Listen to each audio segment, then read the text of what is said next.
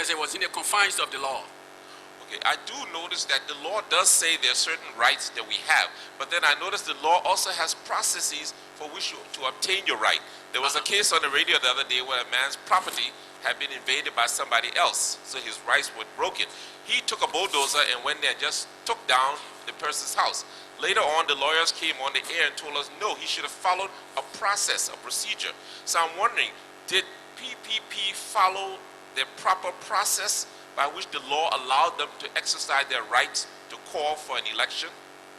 Bill, in your question, you are insinuating that there were process to ICE. Yeah, I don't know. I'm not a lawyer. You don't know. So we are blessed. We have some lawyers on the panel. So you ask your colleagues.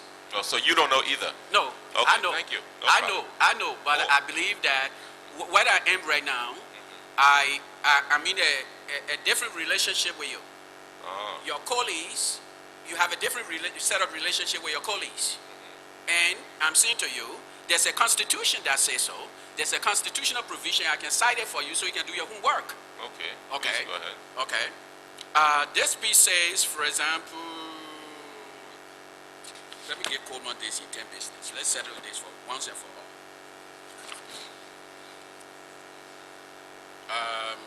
Article 1, Declaration of Rights, Constitution of the Republic of Liberia.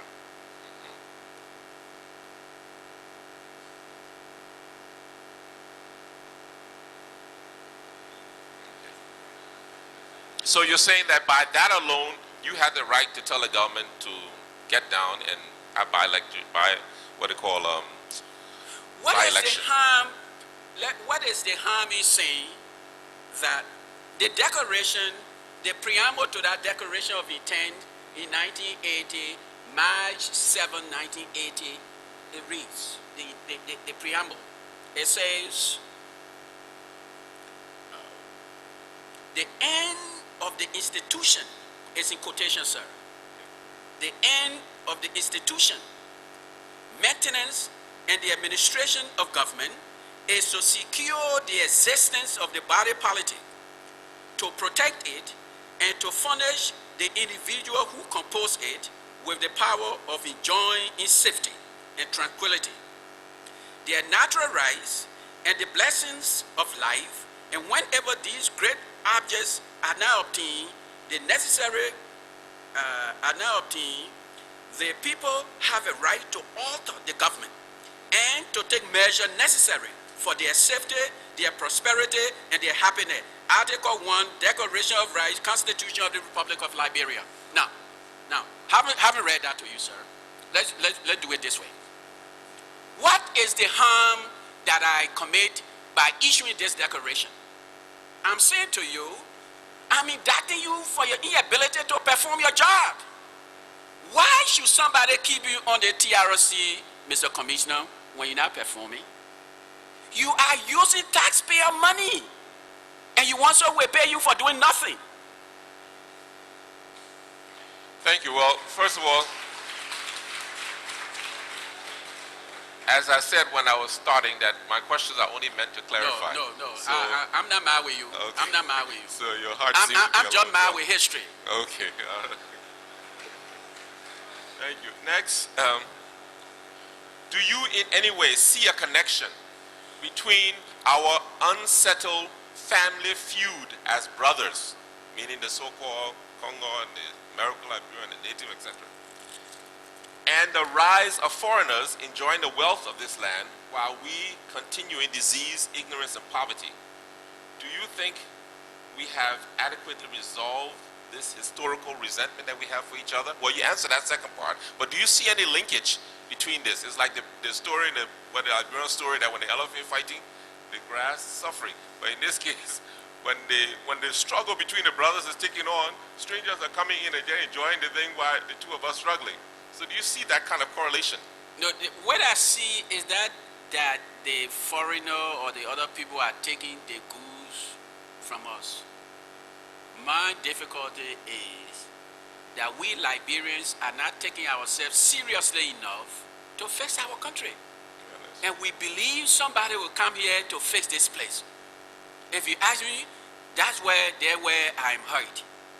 that take all the UN boys that here we call our partner, these guys are being paid and paid well. Do you believe some of the work our partner do here, Liberian can't do it? Do you? Do you? We come and we say we lack capacity, we lack days. So if you know you lack capacity, then create it. So what have we done to do that? Our schools. If you say, can we try? Then let me see at the University of Liberia. At the University of Liberia, somebody in their senior class, 100 kids sitting in the class doing their senior course. And you say, you're working for this country change? You're not. You're not.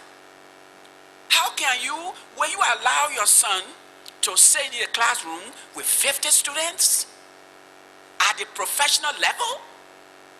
Karn Carlor Jr. I pray to God because he will not even agree. He will come to me, Bikalo, that school that you've been at, because I think you need to go to that school and go see. He will. If you call Lil Kwame, first Lil Kwame, he started doing sports medicine. He said to me one day, he said, Bikalo, damn, but that stuff that I'm doing, even though I spent 1 year, but it look like that long. And you know what you got long to get a medical degree? He said, damn, my man, long. Bikalo, man, can't you see people need to make some money? You think a social worker like you? That's my own case. But they're talking about, when he gets graduate from school, partner, don't you see they need a job? And don't you see that if they are not adequately trained, nobody will want them? And then you will be very quick to condemn them that their degree is not adequate.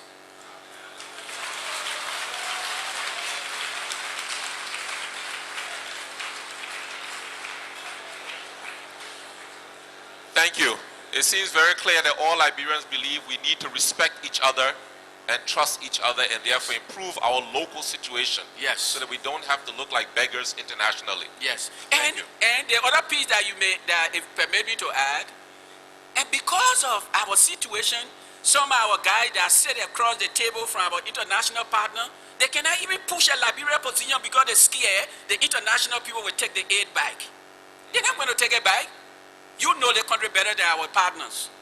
If you do not tell our partner where we are and where we need to be, the country will never be fixed. Because these guys will be paid, and tomorrow when their contract is up, they will leave. We'll still be here. We'll still be here. I'll tell you what happened to me. When I came home in 92, I was asked to manage the disarmament and demobilization. This guy, this great expert they brought from Canada, you know, the guy was making over $20,000 a month. I was acting for the government, I was making $20. All right? And in less than 3 months, 4 months, the $8 million was finished. So the whole project for disarmament and demobilization, we had to stop it because the money went out. Then I designed the National Voluntary Service. So there are kids from LU, from Cottonton, so they can have something to do. They went, they happy, there's a guy, they call him Gordon Summers. He was the Secretary General representative here. They play, the money finish again. But to the point that I think the government asked Gordon Summers to leave. Then we went over again for election. They say we have disarmament. You know the story. I'm saying if this country will move forward, and I guess that's part of the question you're raising. If the country will move forward, then Liberia will have to be positioned to hold a ball with a home. Thank you very much. That's good. Okay, next, the last 3 questions are going to get a little bit more delicate, but please again realize I'm just opening the field for understanding.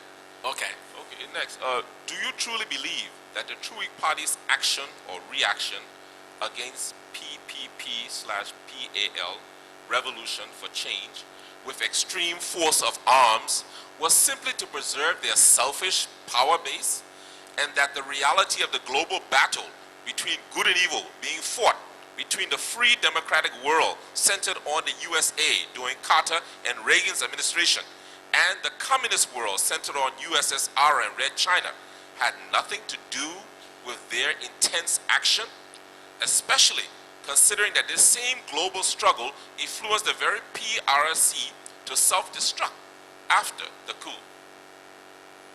The American influence in our country has always been huge. But America has selected a number of reforms without thoroughly assessing the cultural, political, economic. I don't think they did a very good work, and if they did, they did it within their own context and not necessary for the good of Liberia. For example, if you were here, they brought in 17 Americans here in, I think it was late 80s, and they said they were overhauling the financial system of Liberia. You remember that? And that reform effort, you cannot reform a country like our own or anywhere else for that matter, and you isolate one issue, and you think if you grab that one issue and you work that issue, you will make change. No research, no empirical data, or there's nothing you would call best practice that will tell you that if you took an isolated issue, whether it's the judiciary or the finance, reforms are done within the broader context. Those ones that are meant to be sustained. You cannot come and take one and you believe the rest will change by themselves. No, it doesn't happen. Ask anybody who read public policy. And so I'm saying, the question you asked about America's role, we have to ice America, because no country will do business with Liberia until America does this. So we must now understand our country. Understand we the one who fed the pinch.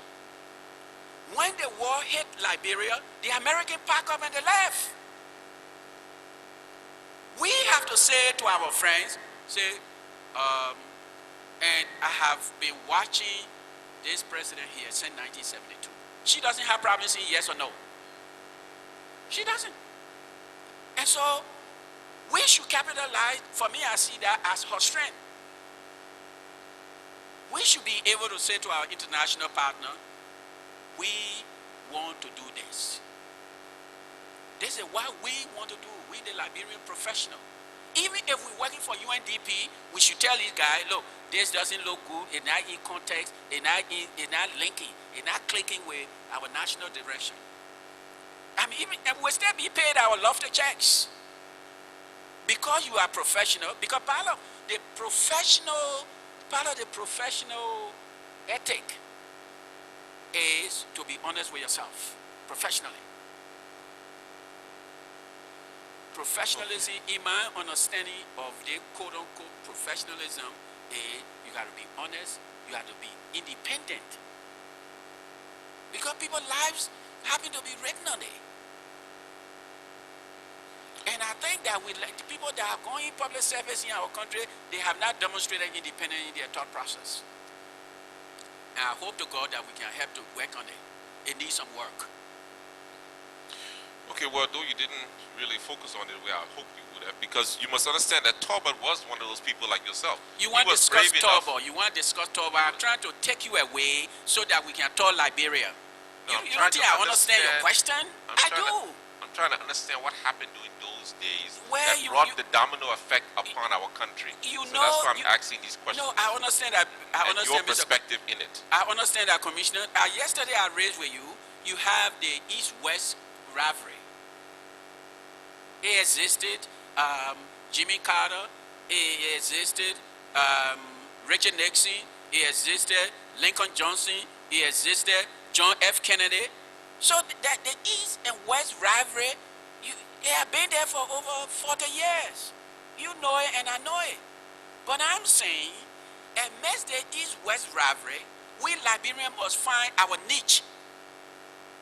We have to. Because when the chips are down,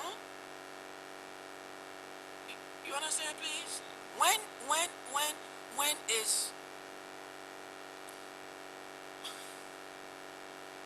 we gotta get out. We should stop being proxy for America.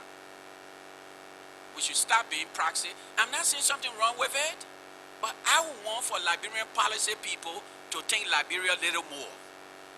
To think Liberia a little more. I lived in America for over 20 years. I went to some of the best American schools. I went to New School for Social Research, studying public policy, and it's a very critical school. Go read a computer tomorrow. Go read it and read about New School. I left from New School. I went to a Jesuit college. I went to Fordham University. They rank among some of the best in America. So I'm telling you that if you sat the American kid down, he will fight in America. I would like to see Liberian thinking Liberian phrase. Okay, thank you. I will leave that topic and go to the next question. Thank you, sir. In retrospect, though this second one is connected to the first one, but still is a little different. In retrospect, do you in any way see the PAL/PPP's overreaction to their fellow progressive, William R. Talbot himself, instead of cooperating with him as being linked to the justifiable historical resentment and enmity which the brothers have towards each other, and Brothers. meaning the two cultural groups, have and have nots, or whatever, like this native and African American, whatever. And by so doing, do you see that PPP missed a real golden opportunity, a real golden window of opportunity between 1971 and 1982 to properly reconcile the enmity between these two brothers and transition our national destiny from a violent revolutionary process to a true non-violent revolutionary process that would bring us into an inclusive realm of freedom, liberty, and justice for all? In any way, do you notice these things?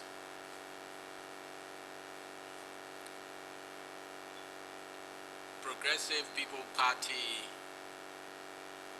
or the fellows of the Progressive People's Party decided to organize and register an opposition party. Did that in any shape or form cancel out the progressive element in the True We Party? I don't think so. I don't think so. If we simply did what we all agreed to do, and for example, I read Article 1 of the Declaration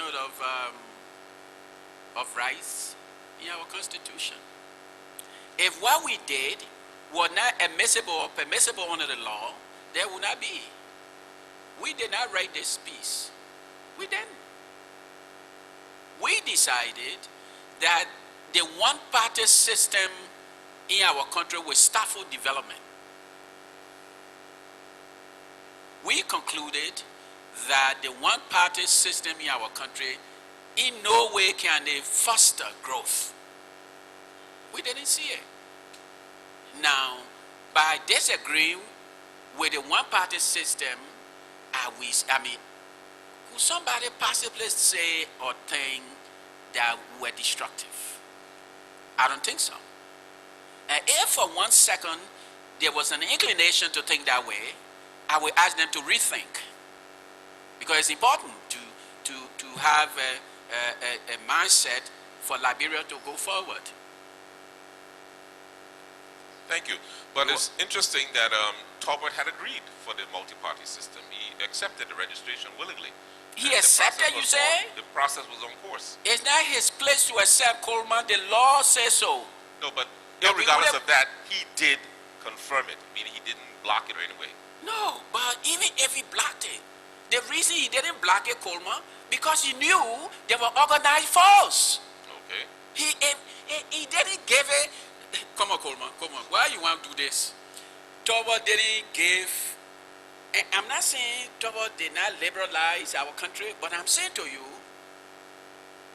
blood, sweat, tears, death, created the atmosphere for the party to be registered.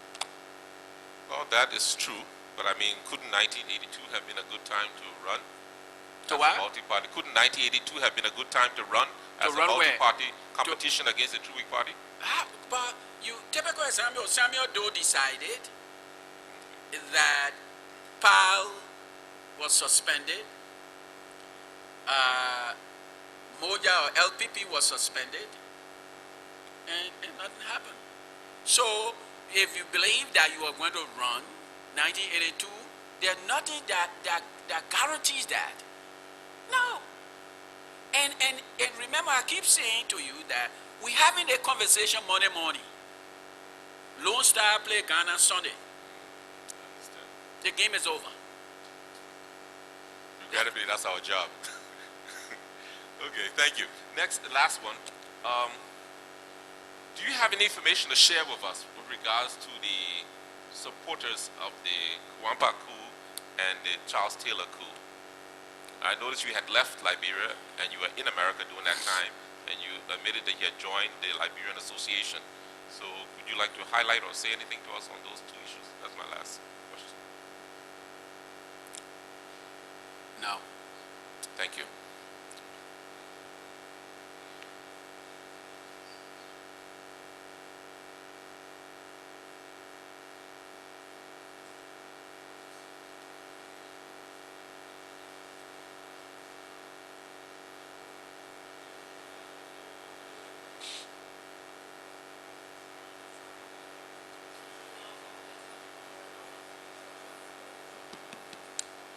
Mr. Witness, you know you are calling those people Coma and this thing, but I sure you will call me Councilor Poo or Commissioner Poo.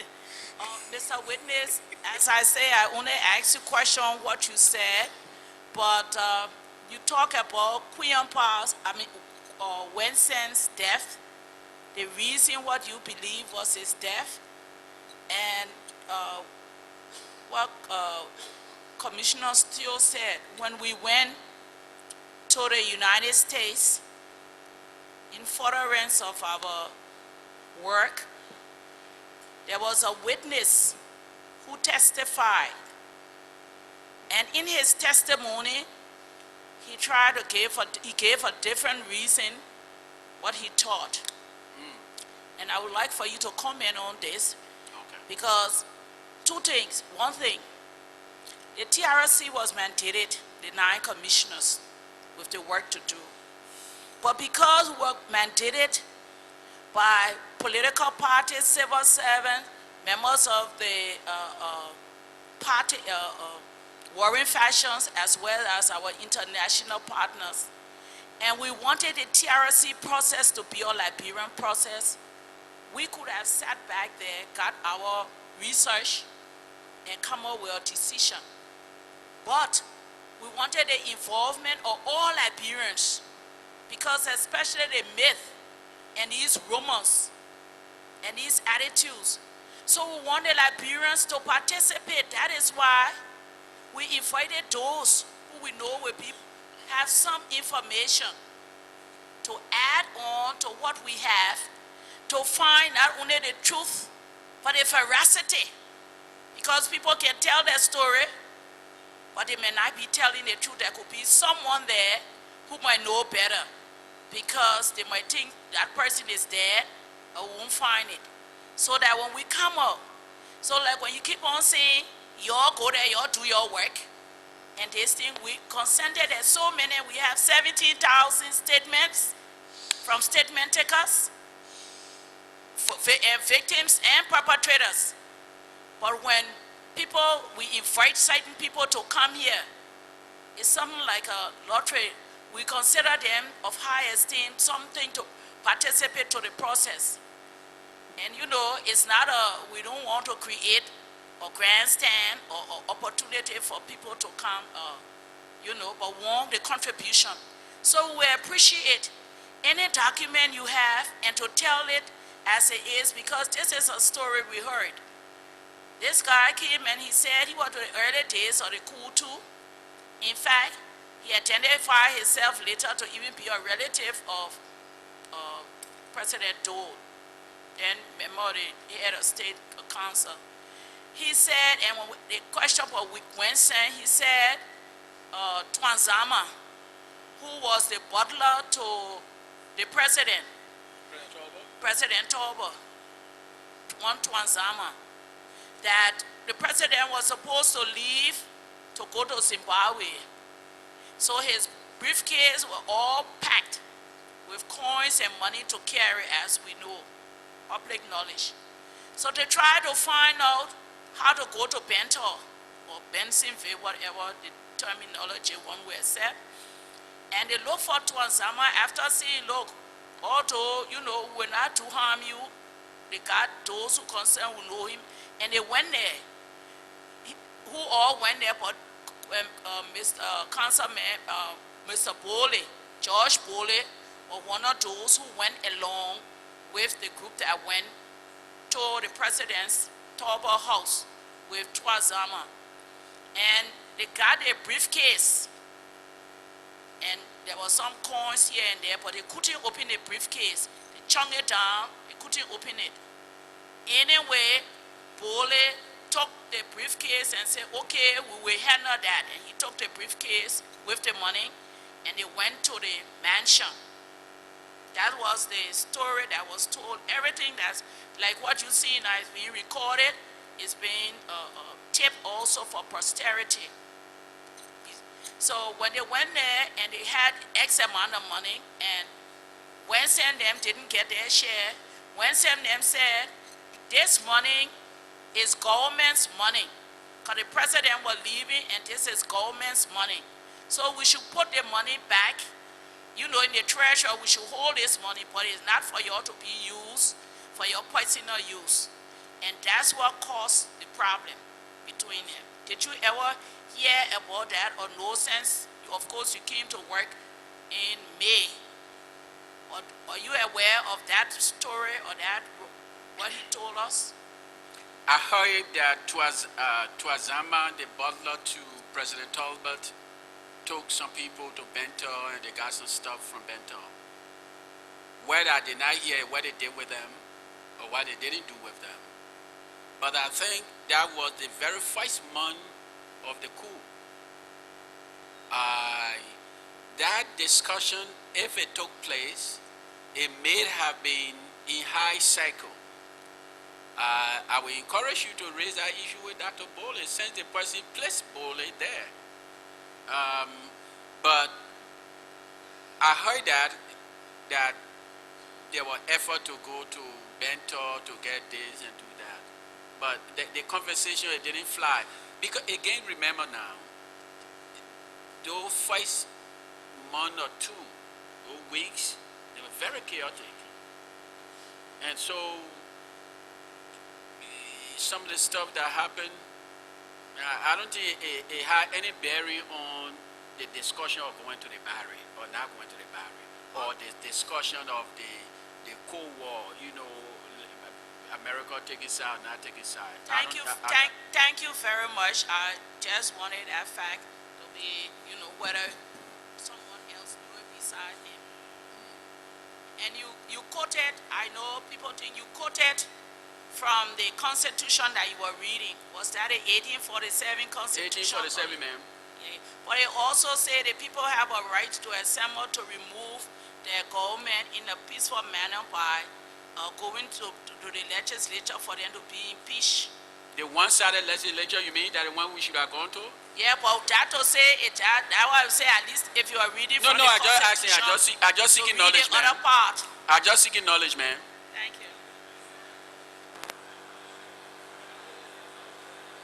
Mr. Witness,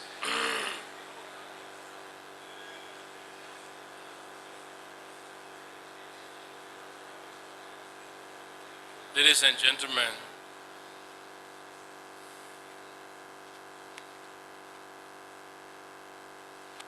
Mr. Witness, it has been 2 long days, and we want to tell you thank you very much for coming and honoring our invitation. I take that this is the beginning of our engagement and may not be the end. and hope that you keep yourself disposed to the Commission just in case there are other issues we want further clarification on. Because of that, I will ask just two questions. One relates directly to your presentation, and the first one doesn't at all relate to anything you have said. I just want to draw on your recollection of the trial over the Bowier case. Do you remember? Okay, I'm glad you remember, and I would like you to kind of reflect and see how it impacted the progressive movement at the time and how your activities were influenced by it, what impact it had. And then the second question has to do with three experiments you mentioned, but throughout your discourse, you've stuck to just two: the politics of skin pigmentation and the experience of bringing the military into civilian politics. The third, we are very interested in knowing what is the third. The Bowier case, Mr. Chairman, yes, but not as much as the Fambule case. The Fambule trial impacted me the most. At that time, when Fambule was put on trial, I was reading the life of Robert Kennedy.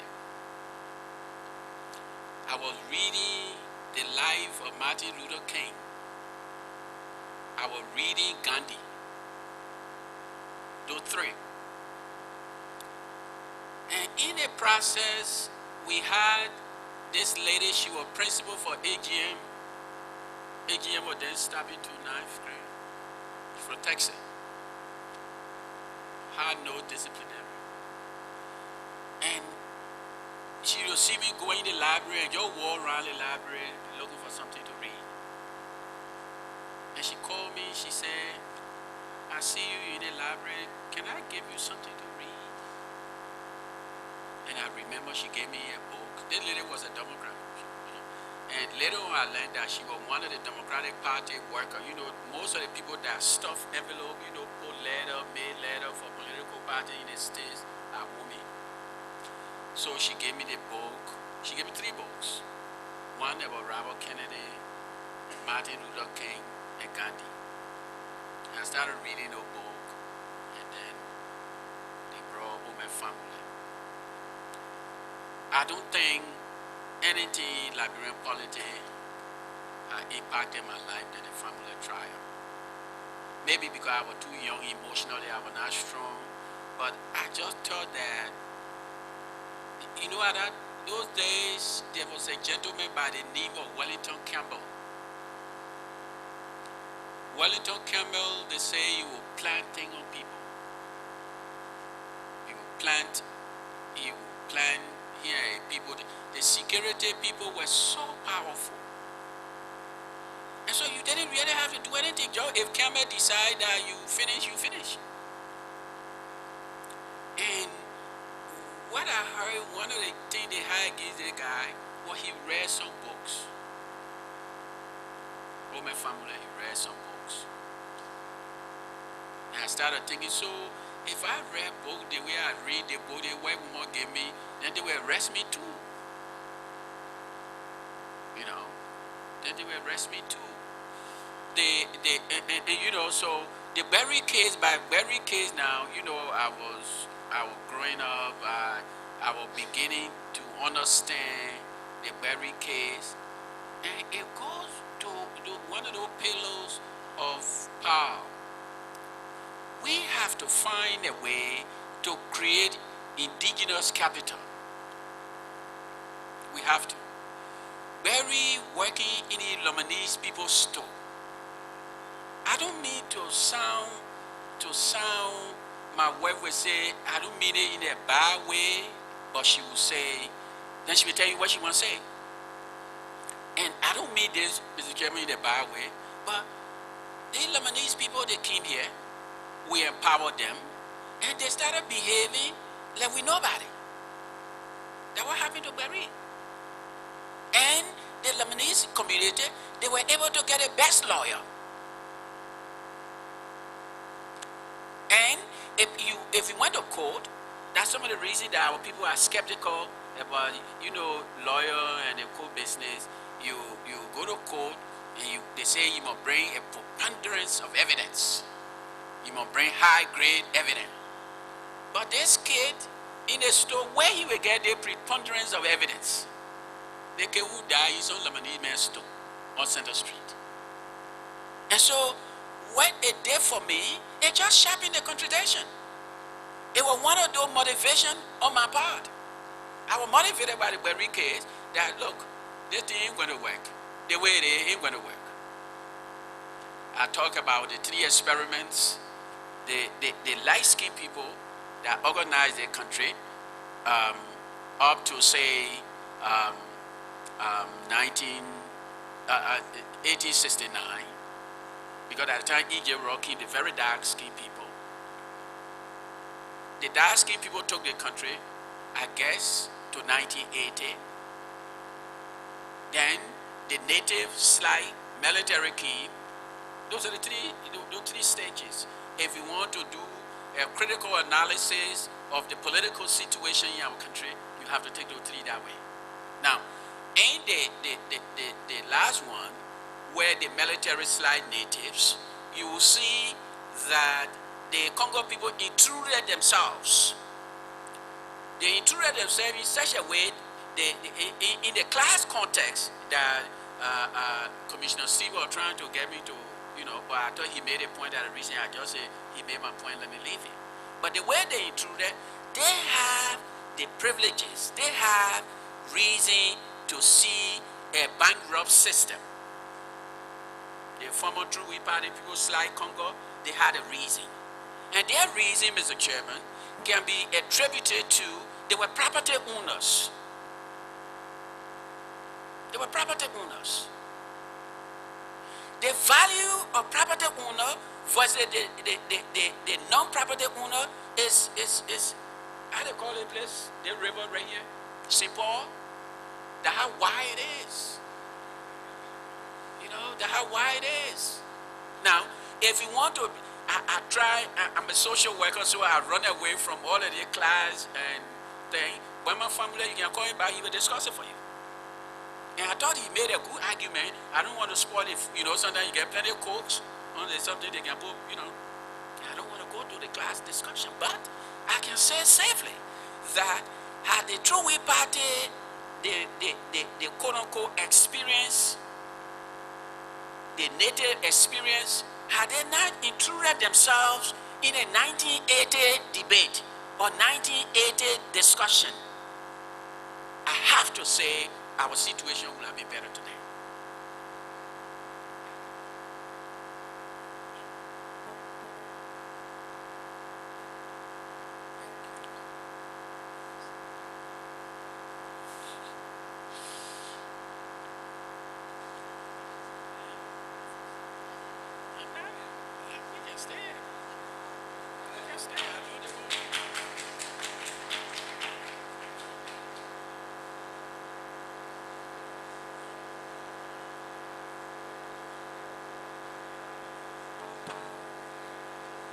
Excuse me, sir.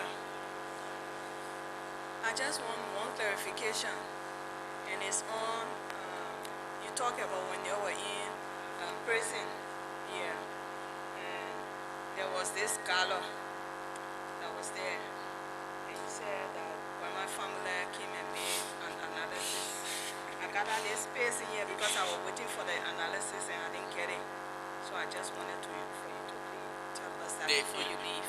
Behind the prison compound. Yeah, you told us about that, yeah. The analysis was about the political situation in Guinea, where there was an attempt, quote-unquote, an attempt to overthrow Ahmed Sékou Touré. And bottom line, they arrested them. Oh, that they arrested the people and killed them. Yeah, they hanged them. Oh, that was his analysis. Where he went long, but bottom line. Oh, that was it. Yeah. Okay, And when reality, the conversation was in the context of how political opposition can be treated. Okay, thank you so much. I thought it was something different. Nah, Thank you. nah. Thanks.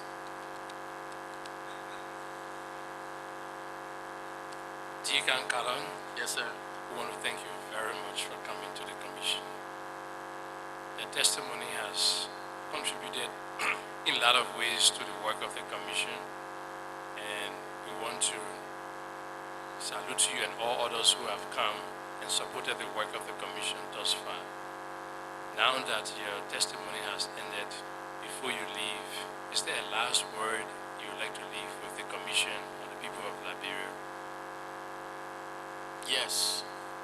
Please do. First, Mr. Chairman and member of the panel, I want to say thank you for the work you're trying to do.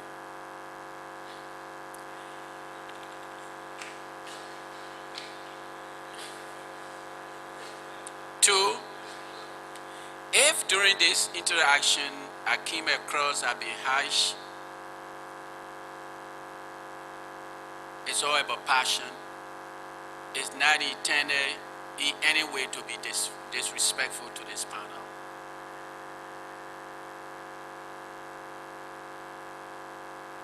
The third thing I'd like to say, please don't let us down. Don't let us down. To move Liberia from where we are today will require a clear definition of needs, of concerns, of issues. This commission can play a pivotal role in doing that. I come here believing that this is one of our best place to move the country forward, this commission. I come here with a lot of respect for what you do. And yes, here and there I disagree with you, but not meant in disrespect. It's to let you know how I feel about the issue that is on the table. The third thing, sir, is to permit me to plead with the young people throughout this country. I said yesterday that 56% of our population is below the age of 21.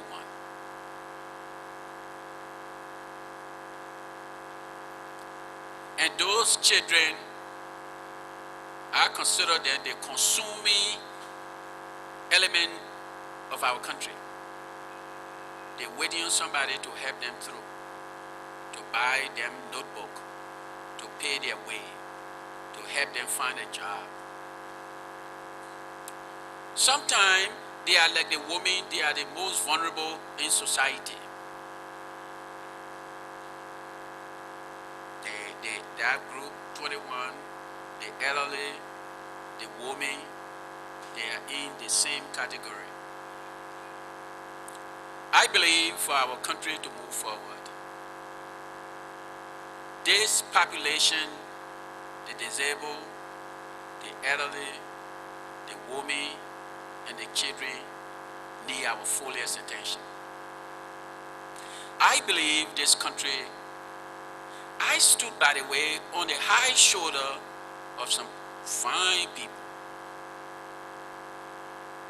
People who sacrifice themselves, whether it's Nettie C. Brownell, whether it's Henry Famule, whether it's Billy Horry, whether it's Tuan Ray, whether it's Nimlan Taina, whether it's Grando, whether it's Boswin, all of our history. I come here to honor them. Because if they too have not acted, I don't think I would have been here today. And so your work, please factor in the children because they need your help. If you fight to define and craft a clear definition, their future will be brighter. If you fail to do your share of work, the lies on them will become dimmer. And I come with this plea that our country can be better than this. Our country can be better than this. We can do better than this. Some people will disagree. Some people will disagree, but I say, yes, I agree, we made small steps, but we can make greater steps. I want to say thank you to you, the members of the commission. I want to say to all the people who took all the last 2 days to listen and tolerate my calling anything, but I'm grateful. I'm grateful. To all those people who gave their lives, who lay maybe in Center Street today, whether you're member of the 13 American Liberians, or whether you the 300,000 natives, whatever it is, our country will always remember your contribution.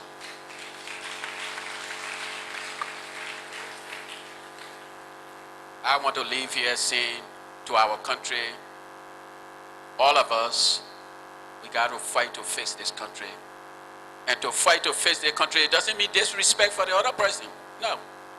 It means that you just have a different view and we should tolerate each other's disagreement so that we can make the country better. Mr. Chairman, I want to say thank you for your tolerance and for the level of professionalism you're conducting this hearing. I really want to say thank you from the bottom of my heart.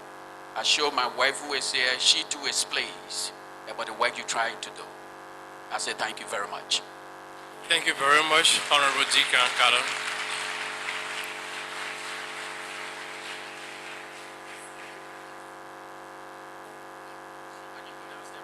Please, no problem.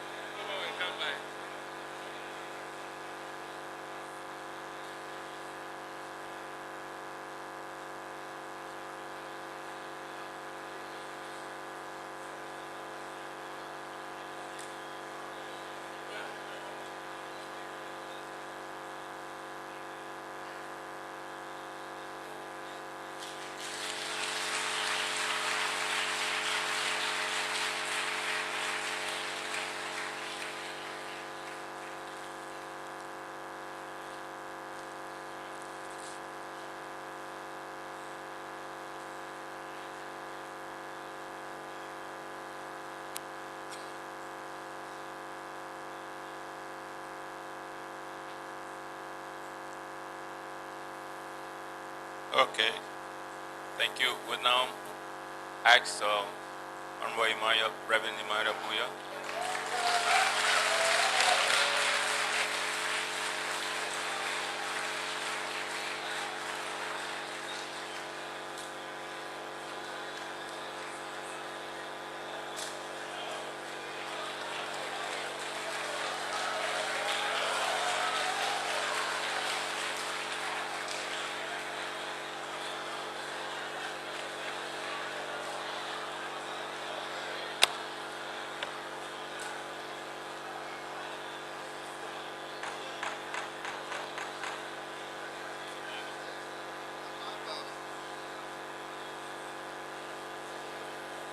Hello, audience.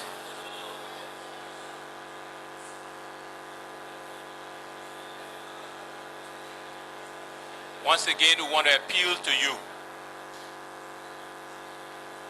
We want to strongly appeal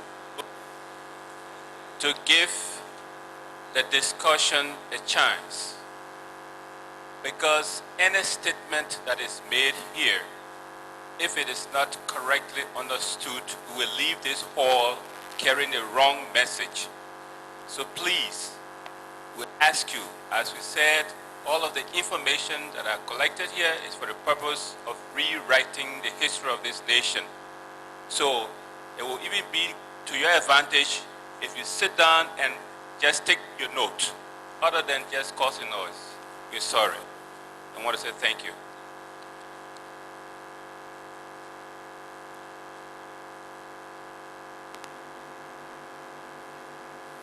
Shall we all rise, please?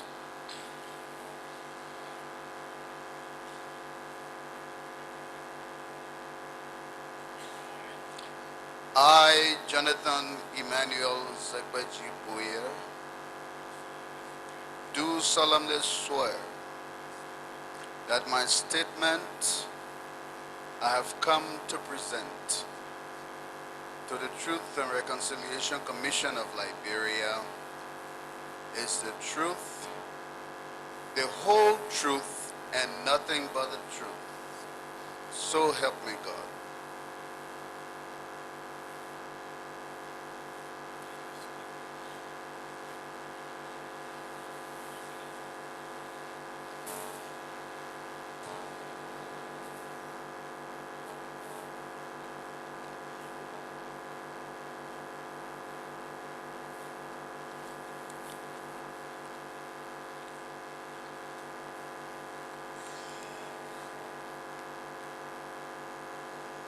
Good evening, Mr. Witness. Good evening, sir.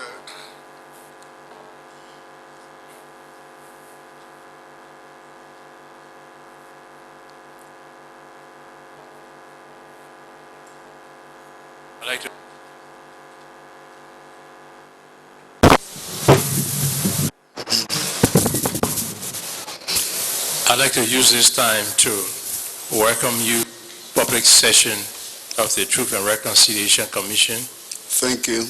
and at the same time to extend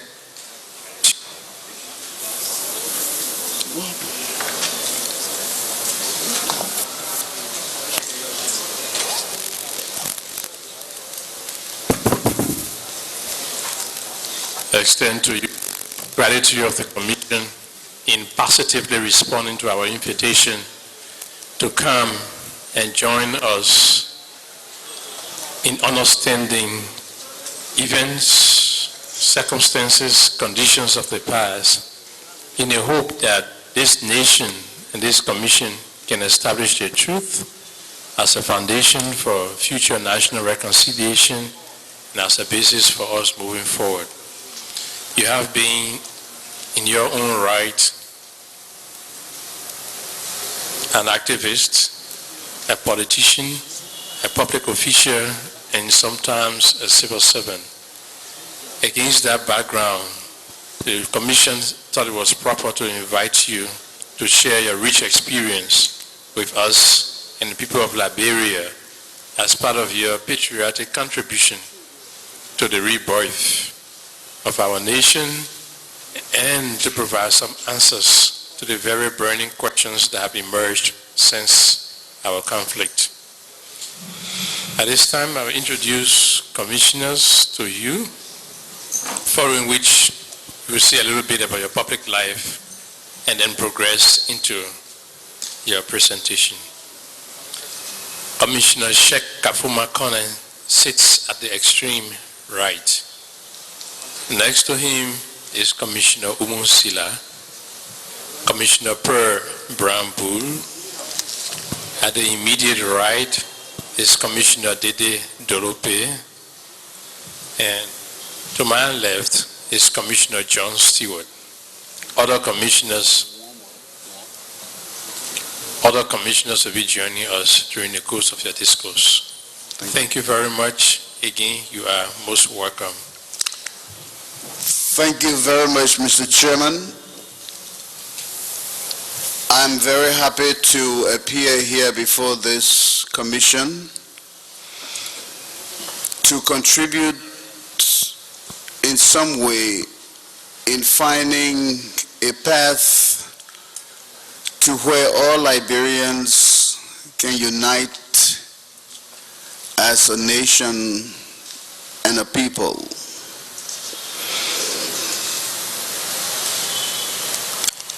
Previous speakers before me had the opportunity to give a background of themselves, and that gave the context within which they spoke.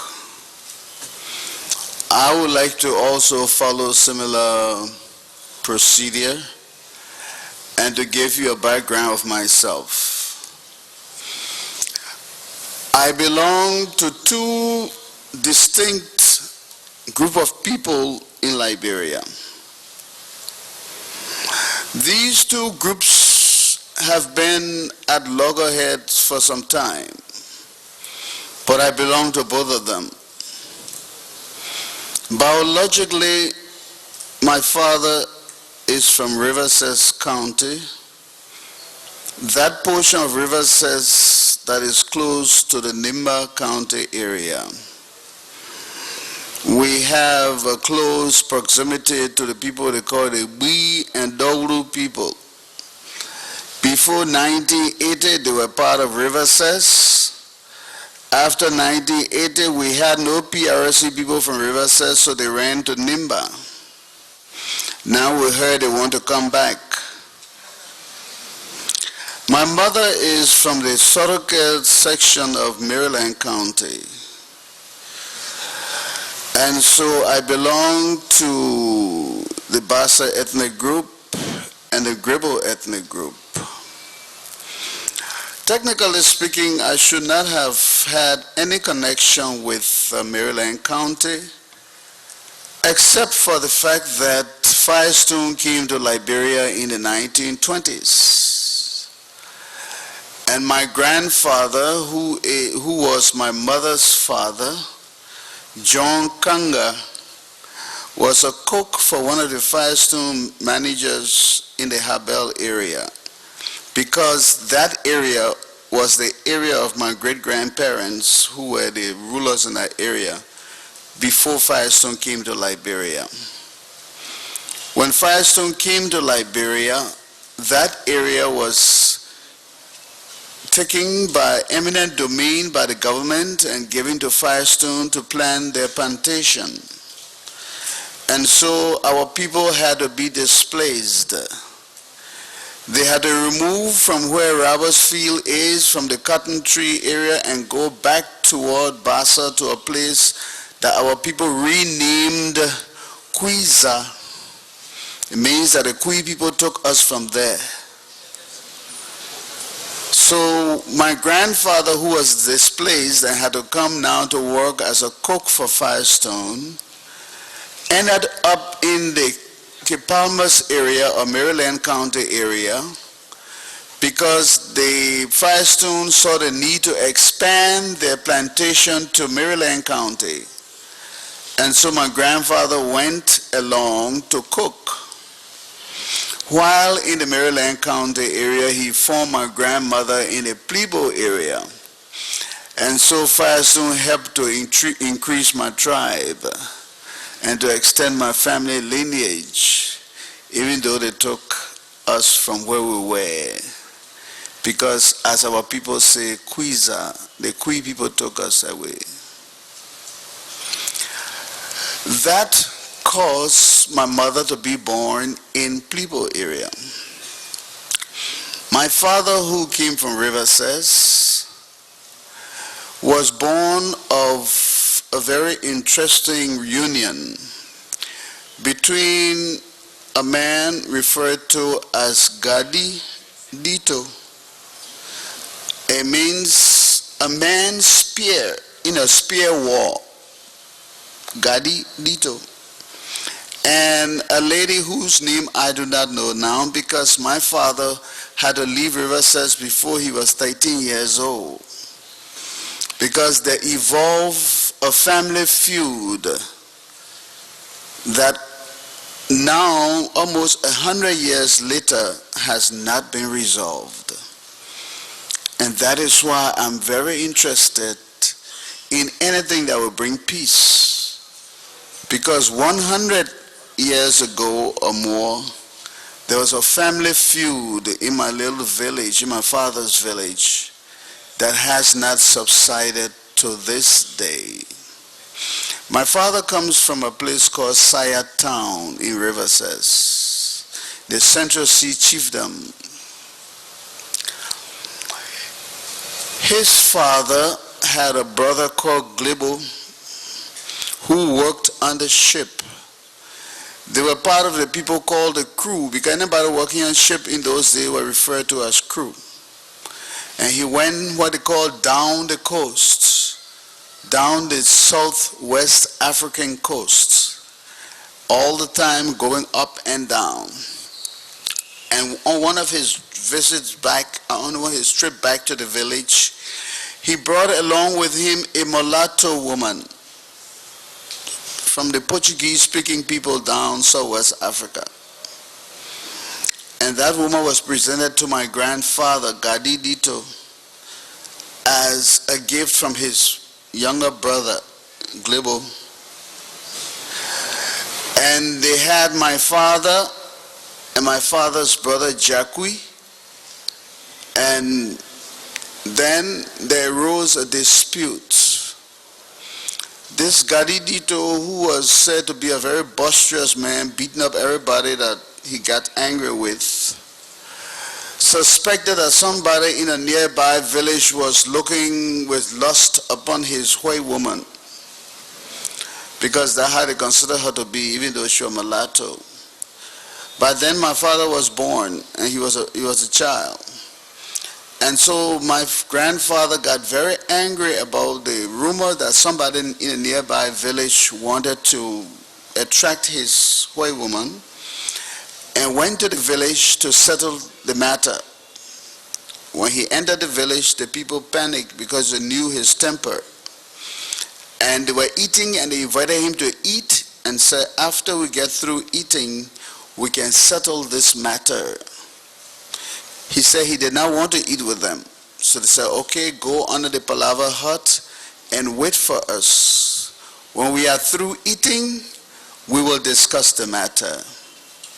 My grandfather went and sat under the palaver hut, and the people continued to eat. And shortly after he took his seat, a gun went off, and he was shot in the back, and he died instantly. So the matter was never ever brought up, it was never discussed, and he was just killed. That caused a beef rift in our clan. And until this day, that animosity is still brewing. My father lived to be 70 years old. He loved his people very much. And I was 26 years old when he died in 1976. But until he died, he never took me to his village. I grew up in Riverses until I was 13 years old. But he never took me to his village. Because that whatever it is still brewing there. He was considered to be the son of the white woman, or the mulatto woman, and the other darker skinned people resented his presence. As for my grandmother, right after my grandfather was killed, she committed suicide because she vowed never to get married to any of them, because she knew the custom dictated that if my grandfather died, then she should get married to somebody in the family. And since, in fact, my grandfather had accused people in the family of trying to look at her with lust, and she had lost her life, he had lost his life in the process, she did not live. And so my father had to be nursed by his older sister. Shortly after that, he was sent to Monrovia, and as he told me the story, for a short while he lived with the David Coleman family. At that time his name was Peter Coleman, And so had his life not changed, my last name would have been Coleman. But he could not stand life in Monrovia, and he ran away and went back to River Cess. On his way going back to River Cess, the boat capsized and he almost died. His uncle Glebo said he would not remain in that village, and that's how my father explained that he got to be taken to Kipalmas and giving to James Levi Tobias Bowier to be sent to school and to be made a civilized person. And so my father grew up in Harper City, Maryland County. Later on, he went to live in Weber, where he left a very large rubber farm that I never went back to look at. I don't know who had, somebody got it now. The farm is older than me, and I'm 58 years old. I can't go look for no rubber farm now. And my father got married into the system in Kipalmas, into the settler system. And there was some unfortunate situation that he had to get a divorce because he said the lady, he came home and found somebody else in his bed. And so he got discouraged, got divorced, and decided he going back to live his village life. But this time he traveled to Grand Judah County. In those days, in the 40s, Grand Judah had a gold rush. There was a big gold rush in Grand Judah, so you had my father, Willie Bowier, in Grand Judah County. You had James W. Holler Sr. in Grand Judah County. You had Phillips, Oman Phillips, who was in charge of the militia in Maryland County. You have the massacres in Maryland County, in Grand Judah County. So my father was among those who were prospecting for gold. And while leaving Kipalmas to go to Grand Judah, he met my mother in Plea and engaged her and married her customarily, and they traveled to Grand Judah. And so he had his Gold Creek in a place called Kunabo, and he had a residence in where is now Old Zwedru. In Old Zwedru, he lived in the Muslim Mandingo sector of Old Zwedru among the people called the Kabas. I believe from that group you have Dr. Brahima Kaba. From that group you have the Kaba who is now Secretary of the House of Representatives. And I asked him one time, why did he leave the Bassa and the Gribble people to live among the Mandingos? And he had a very good reason, because he was somebody who loved to secure his women, and he had about 7 of them. And he said that whenever he left his women in Zwedru to go to Kunabo to prospect for gold, he could sleep and rest in peace, knowing very well that the Mandingo Muslim people wouldn't touch them. He couldn't trust them with his own people. That's what he told me. So it was in that situation that my father, who had a daughter 20 years before I was born, was now looking for another child. And for 20 years he had no children. None. Easter Monday, 1949, Prophetess Elizabeth Wilson of the Church of the Lord Aladura, who was living right behind the Defense Ministry on Benson Street. Her house is less than 75 yards from the Defense Ministry building on Benson Street behind it. She came to my father on Easter Monday, he told me, while he was eating some potato greens and rice. And after a brief conversation, she prayed for him before they left. She got through eating some of the potato greens and said she wanted to pray for him. And she told him that he will have a child the next year. And he just laughed and laughed and laughed. And he told me, he said, my boy, the woman had eaten my potato green and rice. And I really thought she was just trying to make me feel good. So she continued to pray. And she told him, the Lord says, since you don't believe me, you not just have a child, you have a boy, and you call him Emmanuel, God with us. And he said, as far as he was concerned, the woman's stomach was full. And so she left. Right after that, all of my father's 7 women was competing for this one baby boy. And my mother was the youngest among the group. And since my father's head wife, Mary, could not have children anymore, she sent for her niece, who was younger than my mother, to have this child of promise. And so my father had unto himself 8 women. Then, after his 8 women were securely under his roof, my mother had her mother there with her. And her mother went and declared that her daughter was expecting a child. And everybody said, no, it can't be. She been here hanging around here all this time, nothing happened. Because they say this thing going to happen, she won't get money from the man. So it became a big fuss. Then the younger woman also said she was expecting a child. And everybody said, oh yeah, that sounds better. In the fullness of time, my mother's pregnancy developed, and her sassy, gribble mother invited all the other women in the forest behind the house and told them to form a ring. And they formed that ring, and she told her daughter to get in the center of the ring and strip so they could see that she was pregnant.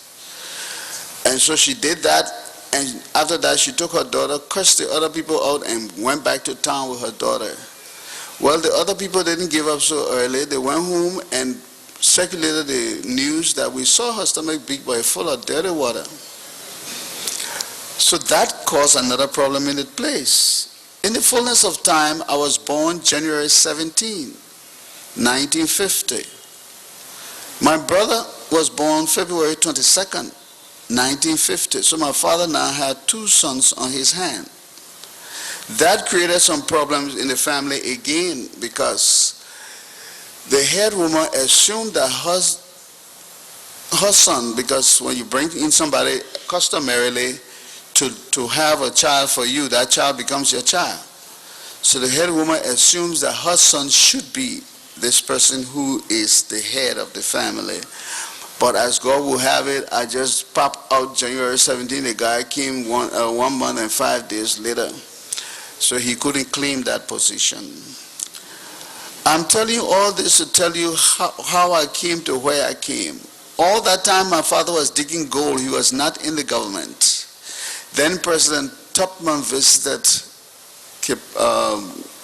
what we used to be called Chen.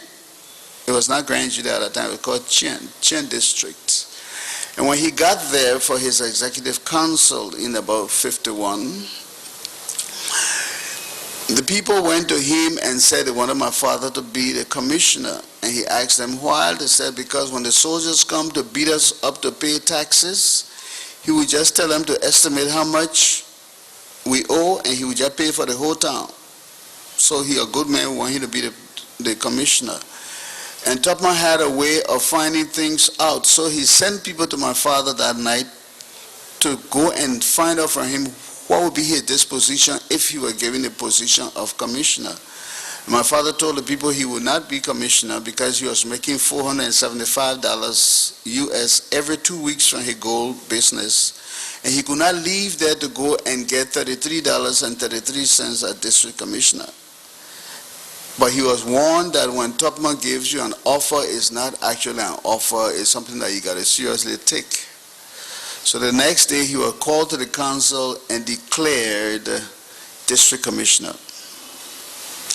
Now, for people who are much younger and who do not know the history of this country and the culture of this country, we can all talk about this Congo and country thing.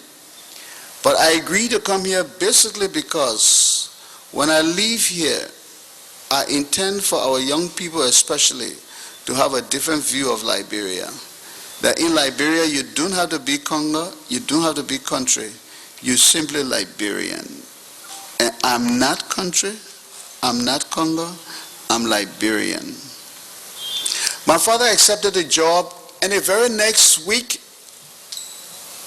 the president asked him whether he were in a position to entertain the president. He said yes. He said, are you married?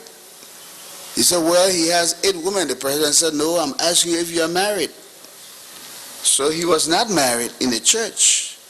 And as far as the custom and practices were at that time, if you are not married in the church, you are not married. Or you are not qualified to entertain the president. So my father had to be qualified to be district commissioner. At that time, his very good friend James Holder Sr., who was also prospecting for gold in that area, had a sister from Crozierville called Tryphena Braithwaite, a nurse and a teacher, and she had come up to Chien to visit with Jim Holder. And it looked like something happened there, and my father said that this upriver girl cooked some ground beef soup for him, and when he got through eating it, he was ready to get married. So my father got married to this good, they used to call her good upriver girl, and he was qualified to entertain the president. So he told me that customarily he should have called the relatives of my mother and the other seven women and asked for his diary and let them go free. But because he didn't need the money and because he was forced to let them go, so he declared them free, and they made the paper that they usually make at the Interior Ministry declaring them free to go and get married. And so because of the need to have this government job and to have this ability to entertain the president, my mother and the other 7 women had to leave. And so my father became a married man. My mother was from, my mother, I got 2 mothers. I don't call my Cruzoville mother my stepmother because I don't like that word step, because she treated me well, so she's not my stepmother. My biological mother left, and I was 2 years old. I didn't know her. The next time I saw her, I was graduating from 6th grade, about 13 years old. So I really didn't know her. And so my mother from Cruzoville, Tryphena, and in the old days, all Liberians who lived in this country were used to, for 18 years, were used to, or 19 years, one of the two, were used to talking about T&T, Tubman and Talbot. Well, I have my own T&T in my family. My biological mother was called Tanyuna, and my other mother from Cruzoville was called Tryphena, so I have my own T&T on my hands. And for many years, I didn't know my biological mother because my upriver mother took care of me. She taught me how to read, how to write, how to bake, how to cook, how to iron, how to sew, everything. Coconut tops, cakes, cornbread, anything. And she told me, she said, look here. She used to call me Jumpman. That means gentleman now. That's upriver talk. She said, now come here, you Jumpman. And when I go there, she said, you know what happened? Your father gave you to me when you were 2 years old. I will box you loose and make something out of you. I said, yes, ma'am. And she had a heavy gold ring on her finger because my father was digging gold. And when she gets angry and she slaps you with her back, the back of her hand, you're in trouble. So I had to obey and I had to behave myself. I came up in a house with a Congo woman and a countryman. And they brought me up.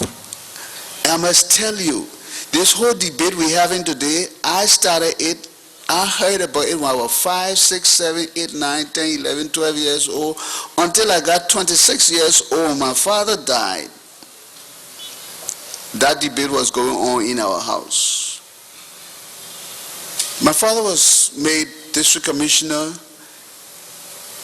in Kunambo, in a chain area, and because certain people high in government circles wanted the gold creek that he had, as soon as he was made commissioner, the Secretary of Interior sent him a radiogram to inform him that according to the interior regulation, he could no longer dig gold. And so he said, okay, he was acting smart by changing everything into a name of one of his relatives and said, oh, now he go Creek anymore. They said, okay. As soon as the president left and came back to Monrovia, they announced that he had been transferred from Chino, which is Redru, to Todi district. And in those days, that was adjoining. So he was completely cut off from the Gold Creek. And that is why for many years my father told me never go into politics, because the people tricked me. They took my Gold Creek from me. So we left and went to Todi and lived in Todi. From Todi we went to Vanjima, to Kolahun, to Bopolu, before we went to River Cess. I'm telling you all this because what we are discussing today, reconciliation, has to start within my own family. It has to start within the context of each family in Liberia. We have a deep-seated problem.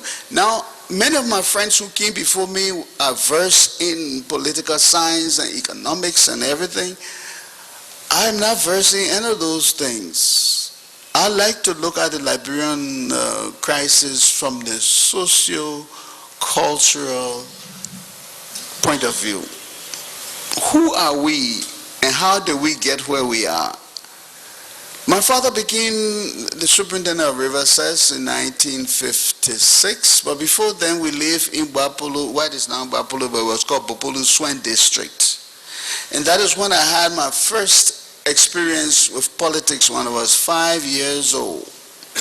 It was June 1955. I was attending the Bopolu Government Morning School where my mother from Cruzerville was a teacher.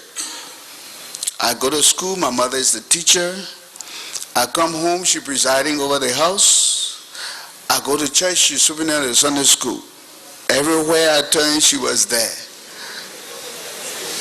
So later on, when I went to seminary after the war in Washington, D.C., and they wanted to explain to me about the Holy Spirit and the nature of God, and other students were finding it difficult to understand why God could be three in one, I didn't have any understanding because my mother was in three places at all times. She was there. Everywhere I went, she was there. So June 1955, the only station around in those days was ELWA. And my father had a big Grundig radio that was operated by car battery in Bopolu. And the news came that the President Topman had been saved from death. Some assassin wanted to kill him in the executive pavilion. And the fugitives had gone into hiding. And they were referring to the St. David Coleman issue. I was just 5 years old. But God moves in a mysterious way. My father was the friend of Harrison Grisby of Sino County. Harrison Grisby at that time was the Secretary of the Interior, or the Minister of Internal Affairs. He and my father were very friendly. So friendly that he could send his mother to us in Bopolu to spend the season. That means she came there for June and July. To spend the 26th, she wanted to go there for fresh air and all of that. While she was there with us, that is when this 1955 thing took place. I remember very well, the first song I really learned how to sing was I Have Decided to Follow Jesus, and she taught us that song in the Bopolu Government Morning School when she was visiting there. A dump truck and another truck full of soldiers came to Bopolu to arrest my father in June 1955 for the David Coleman situation. I told you before that my father had been brought to Monrovia and given to the Coleman family, and his name was Peter Coleman. And for you young people who don't know about Liberia, if you want to understand Liberia, study the family system. Liberian people always trace you back to your roots. Immediately somebody could trace it back to say that guy was living with the Common people before. Common is a grand zoo in the Pora society. Bowier is a member of the Pora group and he's there in Popolusuan district. Common had escaped. Common went into Clay district where Commissioner Williams from Bassa, what is his first name? Charles Williams was commissioner in Clay district. Common went to hide in Clay district, but somebody came and told President Tupman that Common had gone to hide with my father because my father had links with the Common family before. So that is why they sent a group of soldiers to arrest him. But because Mr. Harrison Grisby knew that his mother was up there spending time with my father, he, as Secretary of the Interior, decided that he told the president, I'm going to personally arrest him. So he came up to say he was going to arrest my father, and he really didn't do him bad. He just wanted to make sure that his mother was secured, and then he brought my father down. And they took him to the mansion, and the president said, Bowier, I know you're a Kipama's boy. Now you want John D. Muscle other people against me. I heard that you're hiding Koma in the Pora bush. Now until we find Koma, you will take his place. Now you go home, you're on a house arrest until we find Koma. So that was my first experience in Liberian politics. 5 years old, June 1955. General Kessley was not general at that time. He was just an officer, maybe captain in the armed forces. We're all living in the Busa Quarter area. And my father was under house arrest, and General Kessley came one day and told him, they used to call each other cassava leaf. One said cassava leaf, and the other person said, it's not for good alone.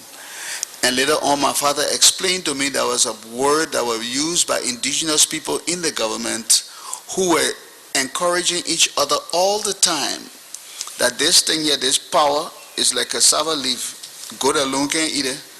There will come a time that we will eat it or our children will eat it. So they used to have that name. So he came and said, cassava leaf. My father said, it's not for good alone. He said, you're free. He said, what do you mean by free? He said, the common body at the BDC, you're free. So that's how my father got free from that coma situation, and we went back to Buffalo. I'm telling you all this to say that from the time I was 5 years old and I'm 50 and 8 years old, Liberian politics has messed up with my system over and over and over. If there was a way to sue somebody to pay for all the time they have wasted, that I do not have a PhD today because of the Liberian system, I would do it. Starting from 1955, they messed with me. When they arrested my father and did all kinds of things. Then came another sector of the Liberian political situation that I want to explain. I'm explaining all this to tell you, so when I start to explain other things, you can know how I think. Because I, like Karn Carlor, study counseling, social work, and all of that. And when you are a social worker, a counselor, a therapist, a clinician, you do not just look at something from the top. You got to dig to the bottom and start investigating from the bottom. So I'm telling you all of this so that you can understand why I act the way I act, why I do the way I do. All this time that evolved a debate in my house between my father, who was from the indigenous group, and my mother, who was from the upriver group in Cruiserville. Now we went to Cruiserville regularly, and to Lemongrass Street. I think Commissioner Steele might know all about that. To Lemongrass Street to visit cousin Rufus Port, to visit Gomalu, and to visit Albert Port and all the people there. So we know Cruiserville very well. But I realized that there was a tension in my house when one day, while my father was superintendent of River Cess, they were supposed to go and celebrate the 26th in River Cess. And my father got dressed to go to the occasion, and it looked like he was stuck in the house. He couldn't get out. He would just walk up and down the veranda, walk into the room, walk through the living room, mumbling to himself something. And then it looks like he couldn't continue any longer, he started to talk out loud. I'm fed up with this thing now, I'm fed up with this thing. Then I listened to him, and then he started to talk about how since 1947, when the 100th anniversary of this country, y'all say y'all going to turn the thing over to us, y'all still got it, I'm fed up with this thing. What kind of superintendent? I'm fed up with this thing. So then later on, my mother called me from Cruiserville. My Cruiserville mother called me and said, look, Emmanuel, I said, yeah. He said, don't listen to James. Don't listen to him. We all one people. I know what he's talking about. Now, by that time, I was about 12 years old. And the debate started in my house between country and Congo. So she told me, don't listen to him. Don't listen to him. I will bring you up the way you should come up. You will learn something. I'll find you a good upriver girl, and I'll make something out of you. So yes, ma'am. So this debate continued to rage in my home, in my house. I didn't know what to think because my father told me one thing and my mother told me another thing. What I'm telling you in short is that I got an overdose of this country Congo debate long before I got to LU. By the time I got to LU, I had to calm other people down because they had just started to really experience this thing that I lived through. All my life. Then there came, after the 55 incident, as you heard from the veteran Mr. Coleman, the diplomat, there came a situation in this country that we still have here, a situation of hunting down Barclay people. There were a certain group of people called the Barclay people. We still have them in Liberia today. But I will explain what we mean by Barclay people. All the people who did not support President Tubman and all the people who joined the opposition party became known as the Barclay people. And for many years in this country, people were up and down pointing out Barclay people. I believe you heard Mr. Coleman talking about the PRO system. I think it was he or somebody else who talked about the PRO, Public Relations Officer system. It was a system of network in Liberia where people could report you to the president if you say anything bad about the president in a nightclub, on a football field, in your bathroom, in your kitchen, on a beach, anywhere. People were paid on a payroll, and you were paid $30 a month US. And you could be in any part of the country, you could still report that person to the president. And that was done by allowing you to go to the nearest government radio station. By radio station, we mean telex. Not telex, Morse code and all like that, the radiogram. If something is going on, you were attending a meeting, a church meeting or any meeting, and somebody says something bad about the old man, you could go to the radio station and say, I'm a PR agent and I need to correspond with the president. And you would just tell the president on one paragraph, one page or something, what has happened and who said it and who did that. It goes straight to the mansion, to the president, and then you will find out that the president will decide to investigate, and a lot of people got in trouble. And many times people were lying on other people. And so this PR system was going on, and people were calling from all over Liberia to say that during the 55 June incident, this person was a Barclay person, the other person was a Barclay person. So a lot of people got sacked and got victimized because they were in the opposition independent two-week party of Barclay. And today we still have Barclay people in Liberia. Who are they? From 1955, we didn't hear much about the Barclay people again. When we got to 1960, to the 60s, it started to die down. Until 1968, about 68, when Ambassador Fambula was arrested after the inauguration, and they went to the reception, the president announced that some people in his ranks were ungrateful, they were subversive, and he would deal with them. And shortly after that, Ambassador Fambula got arrested. and then a lot of people associated with his group, his ethnic group, and other friends and relatives got affected, badly affected. And that is why we have to understand the Liberian situation in the context of who got victimized at what time and by what means.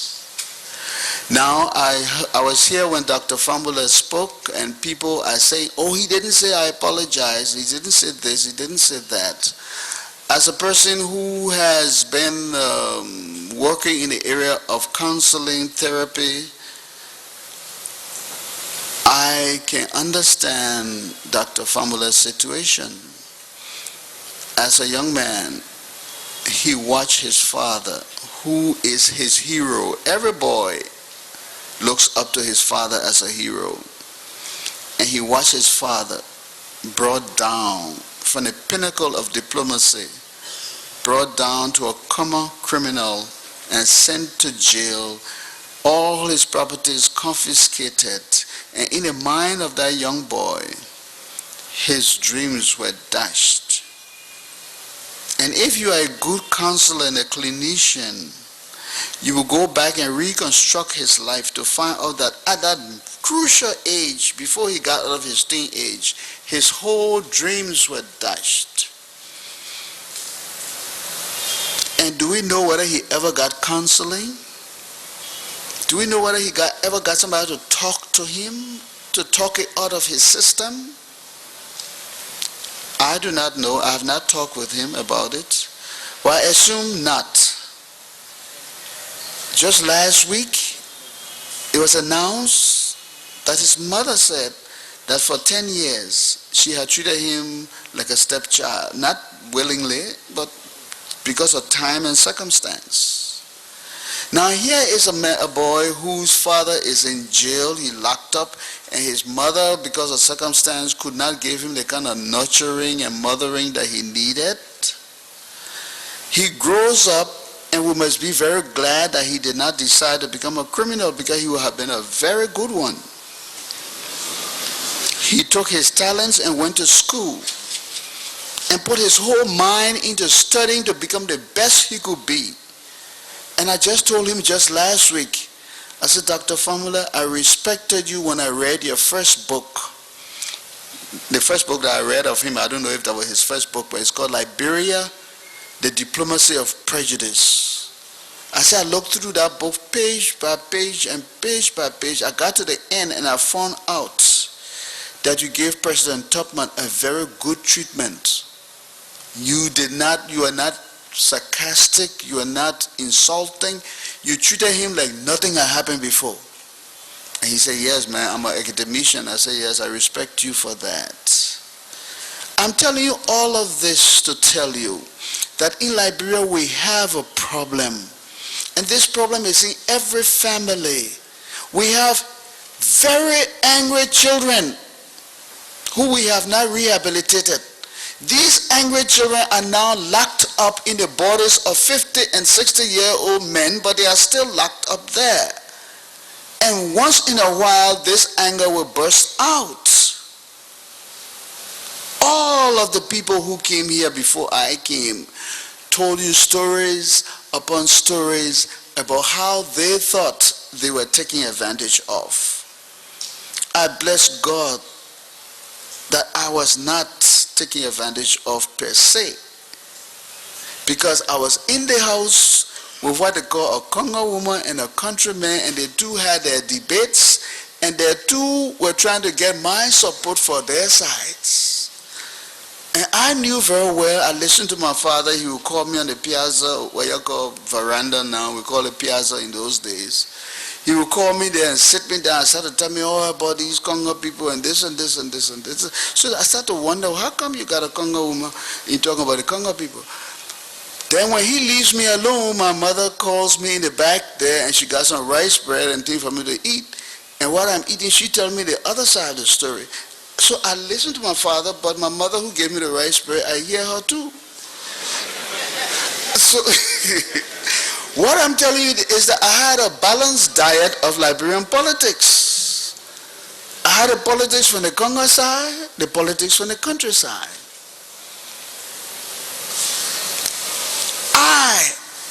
who have grown up in this country very, very, very bad. When I say bad, I mean bad.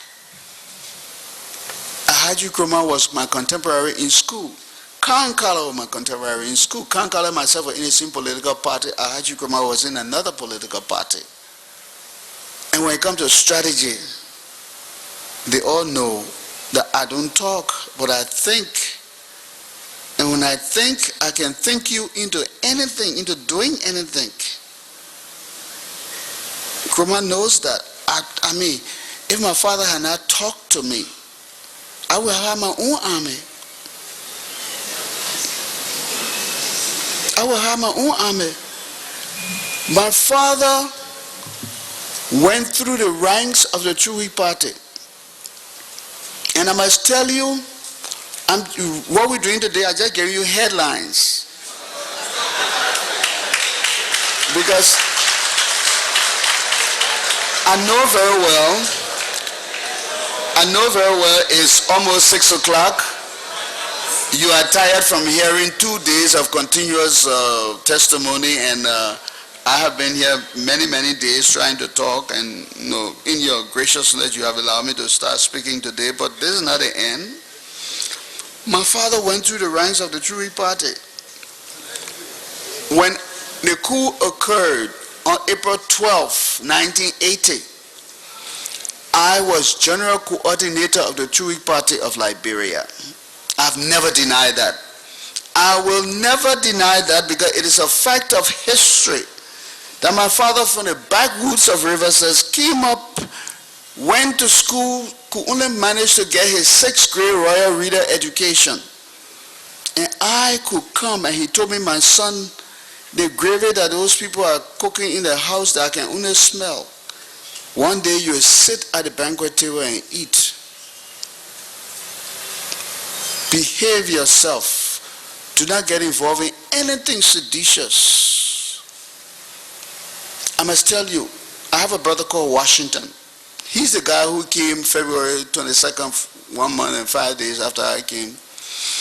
Washington and myself in the 70s were moved by all of the movement that were going around. And we went to my father and said, look, we want to join the army. My father was such that we could discuss anything with him. So Washington and myself living in the same room, we decided, look, this thing that going on here, the only thing we can do is to join the army. We can straighten things out. So we went to my father and said, we want to join the army. He said, who wants to join the army? You? Say, yeah. He said, yeah, sit down. We sat down. He said, Washington? He said, yeah, you have my blessing. Go and join the army. You big mouth man, you ain't going nowhere. I said, why? He said, boy, if I tell Washington to sit down here, he will sit down there. I can come back 2 years, he will be sitting down there.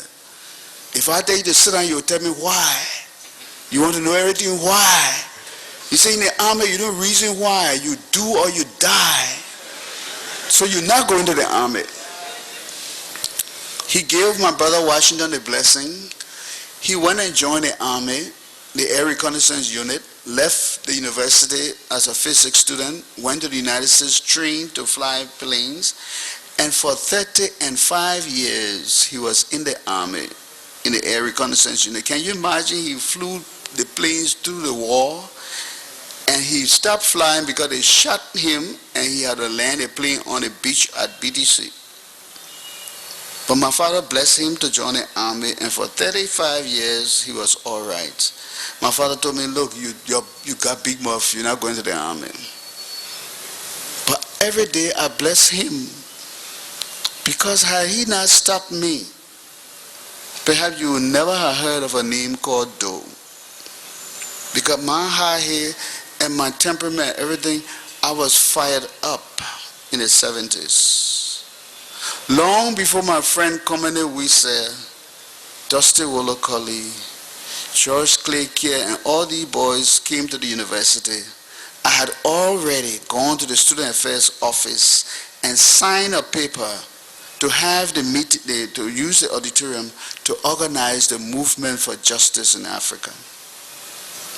But I don't say much about what I did or what I didn't do, because I didn't stay long in Moja.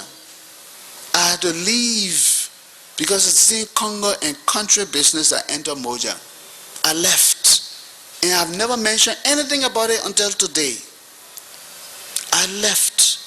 At the University of Liberia, I organized the debating society and became the chairperson because I went to Todi Mission, where there was a man called Reverend Francis Ara Ametowobla. He came from Togo.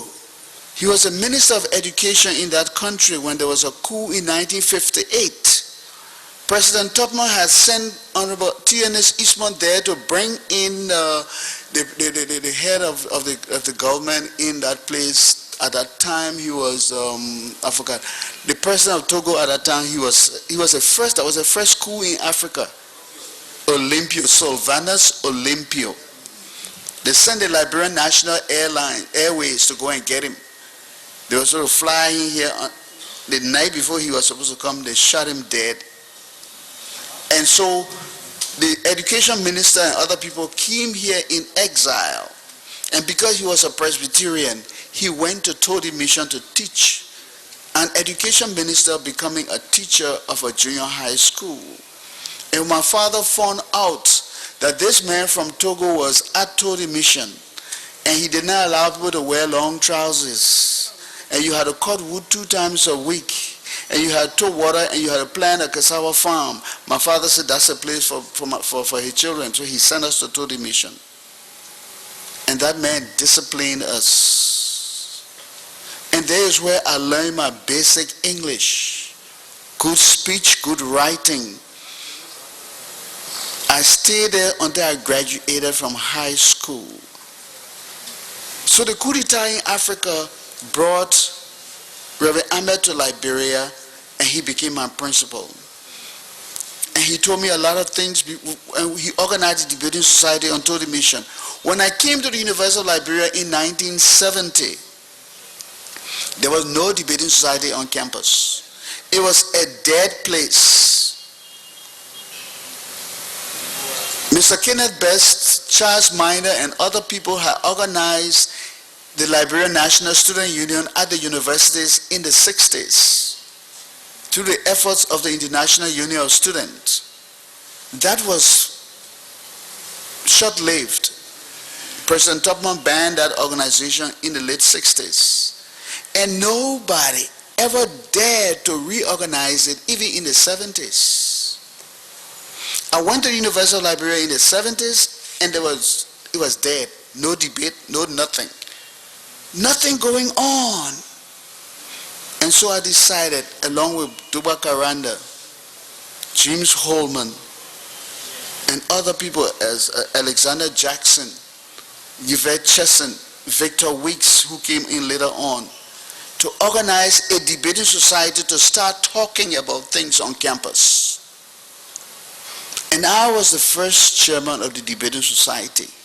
We call in Dr. Sawyer, Dr. Tipote, Dr. James, Lamini James, to be our advisor, along with Dr. Jim Martin and other people. Out of the debating society, Fusumsi Make, a professor from South Africa, was at the university teaching political science. He only had a bachelor degree in politics from Oxford University, but his experience was so vast that he could teach anybody. So he was teaching there. And in 1973, March, he went around that campus looking for somebody who could help him to sign for the auditorium so he could show a film on campus about the Sharpeville massacre. And we had a political science group, we had an economic group, we had all these groups. Nobody touched him. And so I told him that as senator of the United Nations Student Organization on campus, I will go to the Student Affairs Office and I will sign for the auditorium so that we could have these films shown. I went to the Student Affairs Office, signed for the space in the auditorium, and he borrowed the 2 films from the British Embassy at Mamba Point. And the 2 films that were shown in that auditorium on the 16th anniversary of the Sharpeville massacre were called The Last Grave at Dimbazi, and The End of the Dialogue. 2 movies were shown in the auditorium that day. And the last movie to be shown was called The End of the Dialogue. The people of South Africa were saying they were fed up with all the dialogue. It was time for action. So when that film got finished, Dr. Sawyer, who was in there with us that day, got up, went forward in front of the auditorium and asked a question. We have seen all of this. What can we do about it? And so a discussion ensued. And all of that discussion, it was suggested on that day that we form an organization that will mobilize the Liberian people in support of the liberation of Southern Africa. And what is the name of that organization? We brought all kinds of names. And before the end of that day, we decided it would be called the Movement for Justice in Africa, MOJA. And it was decided on that day that because of the nature of politics in Liberia at that time, we will operate on the same level as Amnesty International. And what do we mean by that? We will not deal with anything that has to do with Liberia. We'll organize branches in Ghana, Sierra Leone, Gambia, and other places, and we'll keep them informed about what was happening in Liberia. And then they will take up our case there, and we will take up their case here. Because Amnesty International does not deal with situation in the country where the members are. People in Ghana will talk about Liberia, people in Liberia will talk about Guinea, so the presidents and the powers there will not deal with the people. And that was the agreement. And so Dr. Sawyer, Dr. Tipote became our sponsors, and MOJA was an organization that was organized by students of the University of Liberia, because I signed the paper for the auditorium. It was no professor that knew so much book that came and just brought us together like we didn't have heads on our head. I challenge anybody to an open debate. And if they give me a chance, I can bring the documents to prove that I, Bowier, signed and we organized MOJA. Shortly after that, Tipote emerged as a leader of the faculty group, and I emerged as a leader of the student group. If Dr. Tipote is gracious enough, he could show you some of the letters that were exchanged with the faculty and the president of the university, complaining about the selective treatment they were giving us at the university because we were associated with MOJA. But you see, I had left my home when I graduated from Todi Mission as top of the class. It was a year that the university said that all valedictorians will have a free scholarship to come to the university, and you will live in the university dormitory. Charles Minor, who was recently the Liberian ambassador to the United States, was Dean of Men at the University of Liberia when I got there in March 1970. And he ushered me around and showed me the dormitory, Simon Greenleaf Hall. And my whole self was plunged into student politics. But I had left behind me a home, living in a dormitory, and as far as I was concerned, I was far above country and Congo politics, because I've heard about that since I was a little boy, and nobody could drag me back into Congo and country politics, because the Congo woman who I should be hating is the one that sent me to school, who taught me how to read and write, who in 1962, when they had the first national census, bought a bicycle from me after the census. When they were auctioning the bicycle, she bought me the Raleigh bicycle, and I was the one in Riverside riding around on a bicycle. My Congo old lady. So I couldn't be against her. I'm just telling you that in Liberia we need to live together, whether you country or Congo. If a country woman had a son, and a Congo woman could take him up and bring him up and train him, then the two can live together. Later on, when I was introduced to my mother, my biological mother. Later on in life, she told me, she said, you know what happened? When all of this upheaval started to go about country and Congo, my country mother called me. And she said, my son, you know what happened? I said, no. She said, I don't want you to follow the country and Congo people thing. Don't be inside. Now, that's my country mother talking. She said, you know why I don't want you to be inside? I said, no. She said, your father had to become district commissioner. So the Coup people say he must leave us and get married to the Congo woman. He did it. I got married to somebody else. If I did not go, and if he didn't give it to the Congo woman, how you are going to manage to buy my power saw? How you going to help me to build my house? If you didn't have the quiescence. She said the woman gave you quiescence, but I gave you country blood. So from today on, your name is quiescence country blood. That was my countryman talking to me. I'm telling you about the social side of our upheaval. When we just want to look at the political, the economic, the dynamics and dialectics, I don't have time for that. I came from a down the level situation where we ate cassava that was soaked in cold water overnight with some coconut in river cess and some farina to carry it down. I came to Monrovia to attend the University of Liberia. For one semester, for 1 year, I went to St. Patrick High School in 1964 when I came from River Cess. And I've always been fascinated by things religious. And so when I became an honor roll student at St. Patrick High School, the Brother of Holy Cross offered me a scholarship to go to Zaria in Nigeria to be trained as a Brother of Holy Cross. By that time, I didn't know anything much about girls, so I agreed. And I took the scholarship home. My father, who was lay leader in his church, said, boy, did you tell the Catholic people that I can't pay your school fees? I said, no, sir. Did you tell them you're a Catholic? I said, no, sir. Did you tell them I can't pay your school fees? Get that scholarship out of my house. You don't look like no Catholic. You ain't going nowhere. So the next semester, he removed me from St. Patrick High School because he didn't want me to be a Catholic. And he wanted me to have some children because he wanted some grandchildren. And he heard that the people there would not have children. So that's how my life got twisted again. But I'm telling you this to say that in Liberia, we have to be very straightforward. There is no basic country Congo situation. We are so mixed up here. When the coup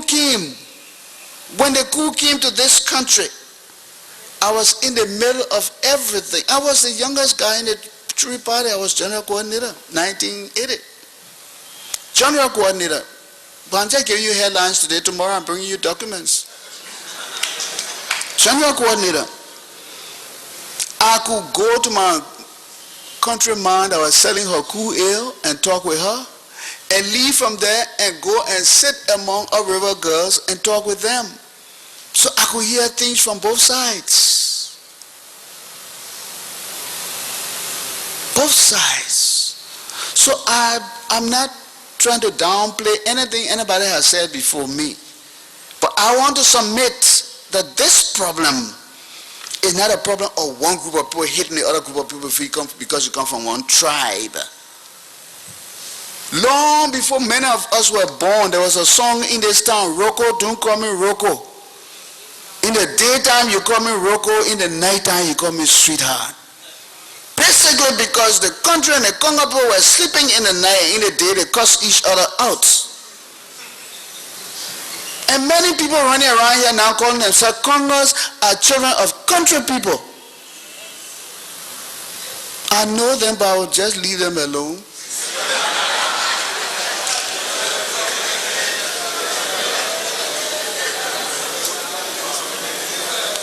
The Congo men behave like they didn't like the country woman.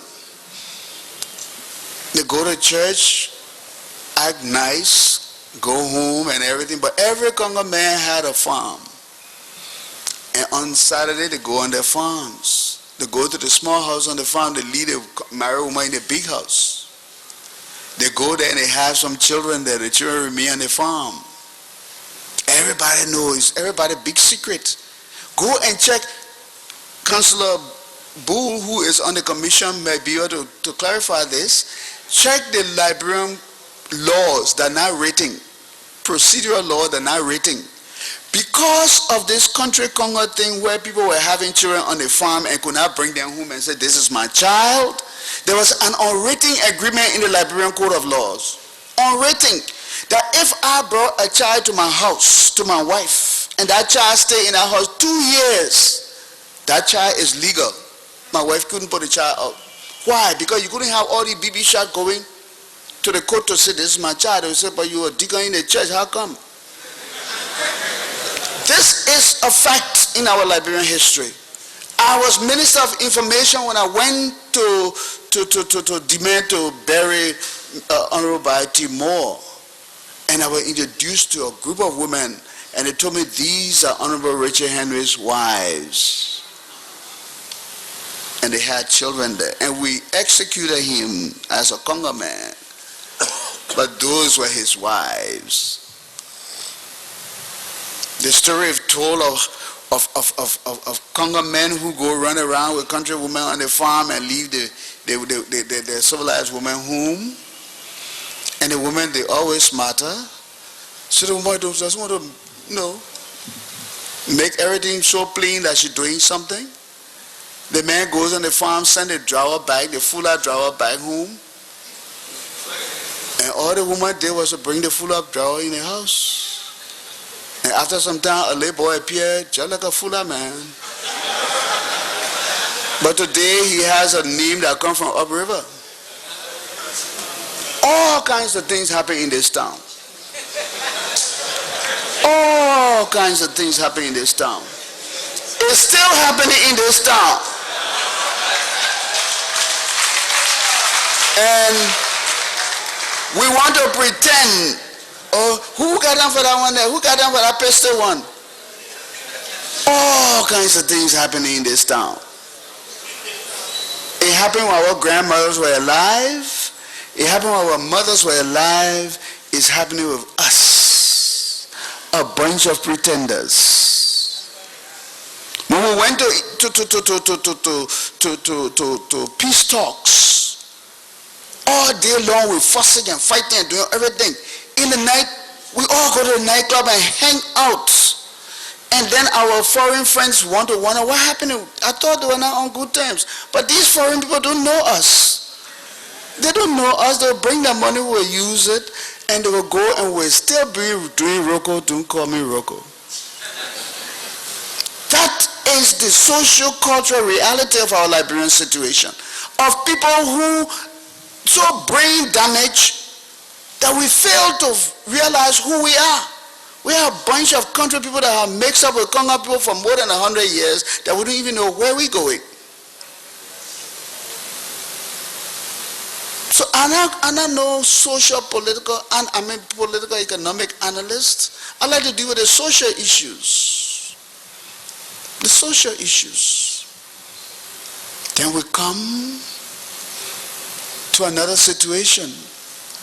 I will tell you about the student situation. I have been a student leader in this country.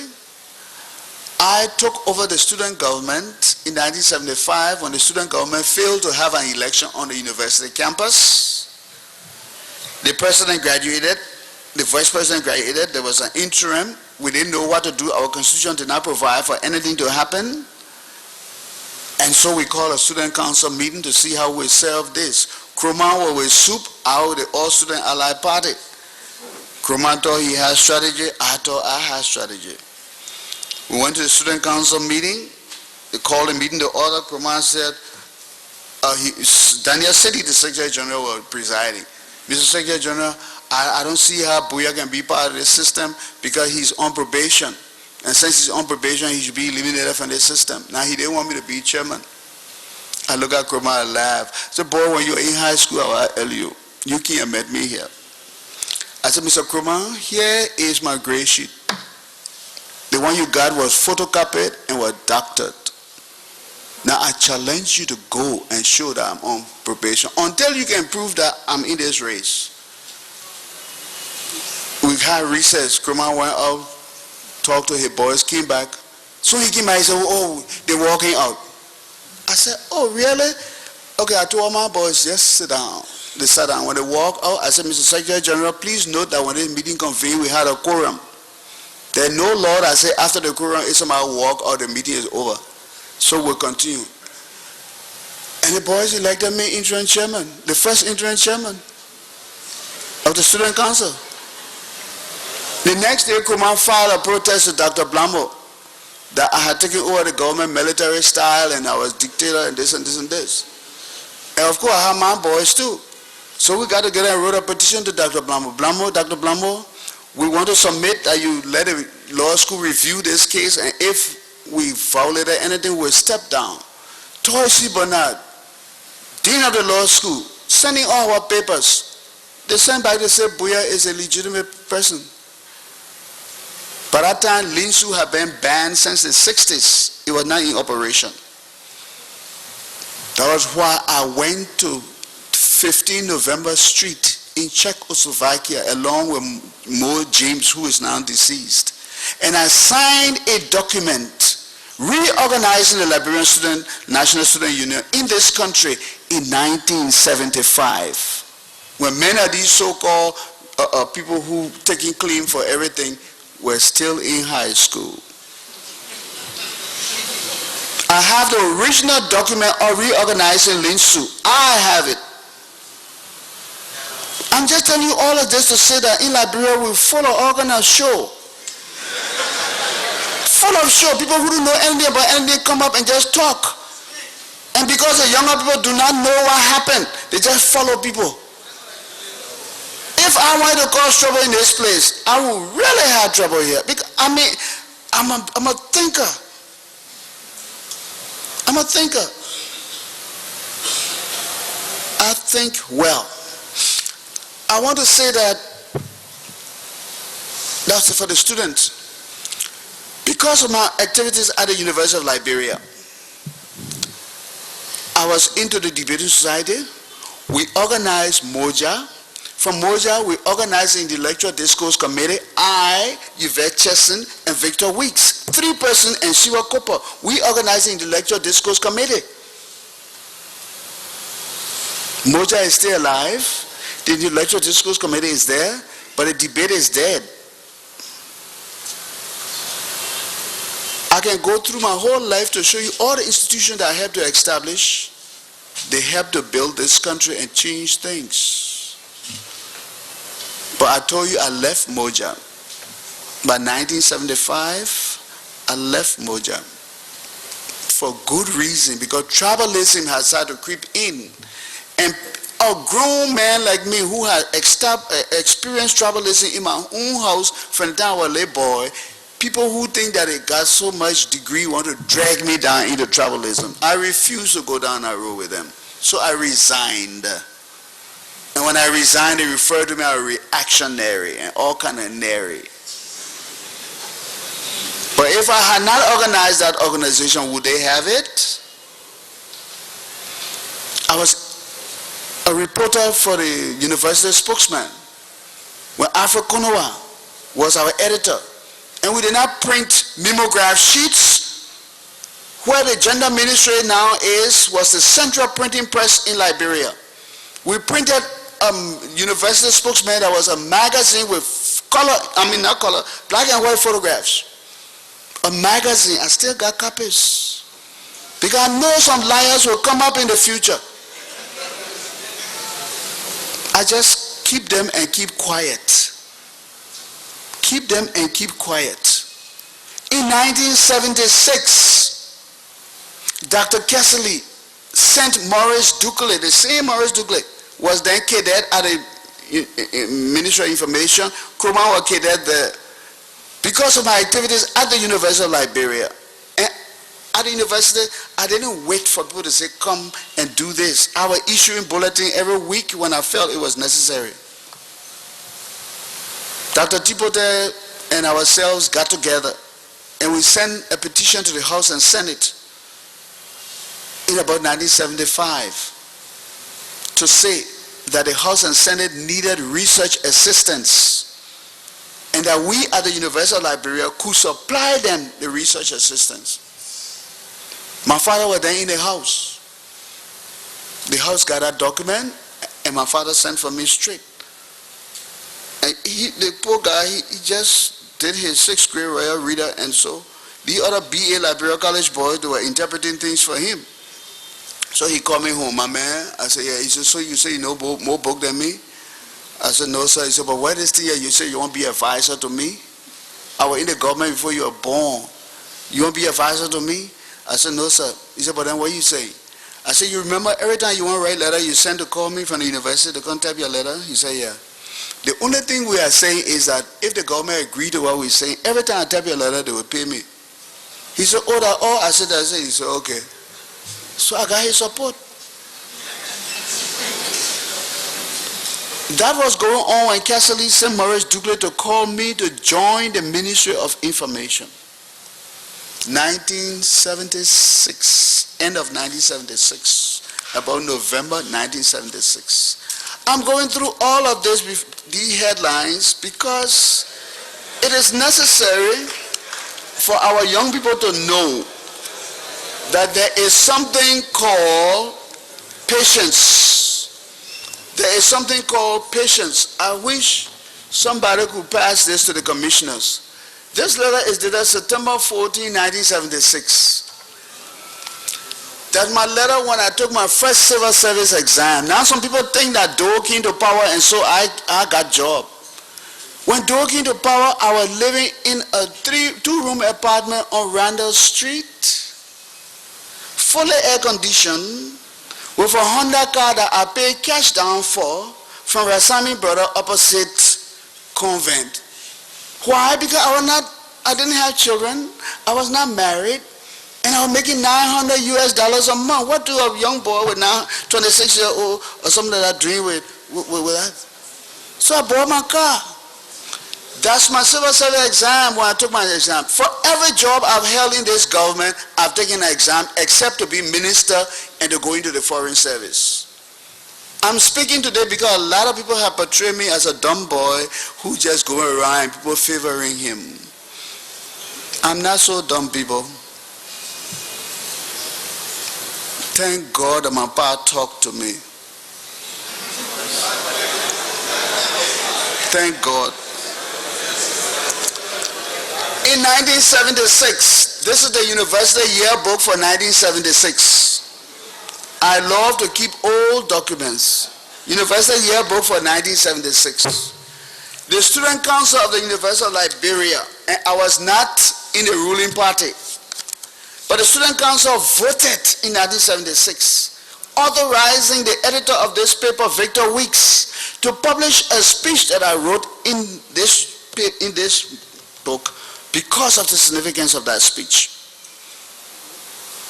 By 1976, there was a strong movement among the students that the system was not serving its purpose and there was a need for change, even violent change.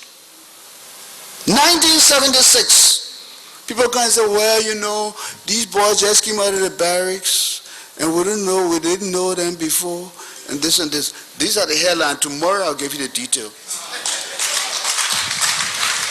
I'll give you the detail.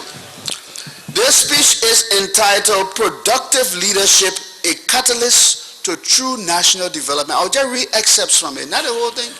The student council voted. I just want to tell you where we came from, how our trouble started. It didn't start with 1979, this is 76. The student population at the University of Liberia is going through multiple transitions. From a few hundred students a few years ago to an ever-escalating number of campus organizations to a number which bordered the brim of 40. From little or no participation in major decisions, the students are today represented on the University Council. From the limited scope of about 10 acres of land, students are expanding their contacts across national boundaries, beyond ethnic or tribal limitations and across ideological lines. From a silent, intimidated subculture of the 60s, the views of students are becoming the most vocal across the country. The Janus-headed, the double-faced policy, which we as young people have adopted, have led us to a point where we now face a crisis of confidence. 1976. When it comes to leadership, involvement and participation in the affairs of our community or on the national scene, we are held back by the crisis concerning suspicion. We are critical of those in decision-making at the national level. We brand them as backwards, unproductive, and short vision. Yet, within the confines of our 9.6-acre campus,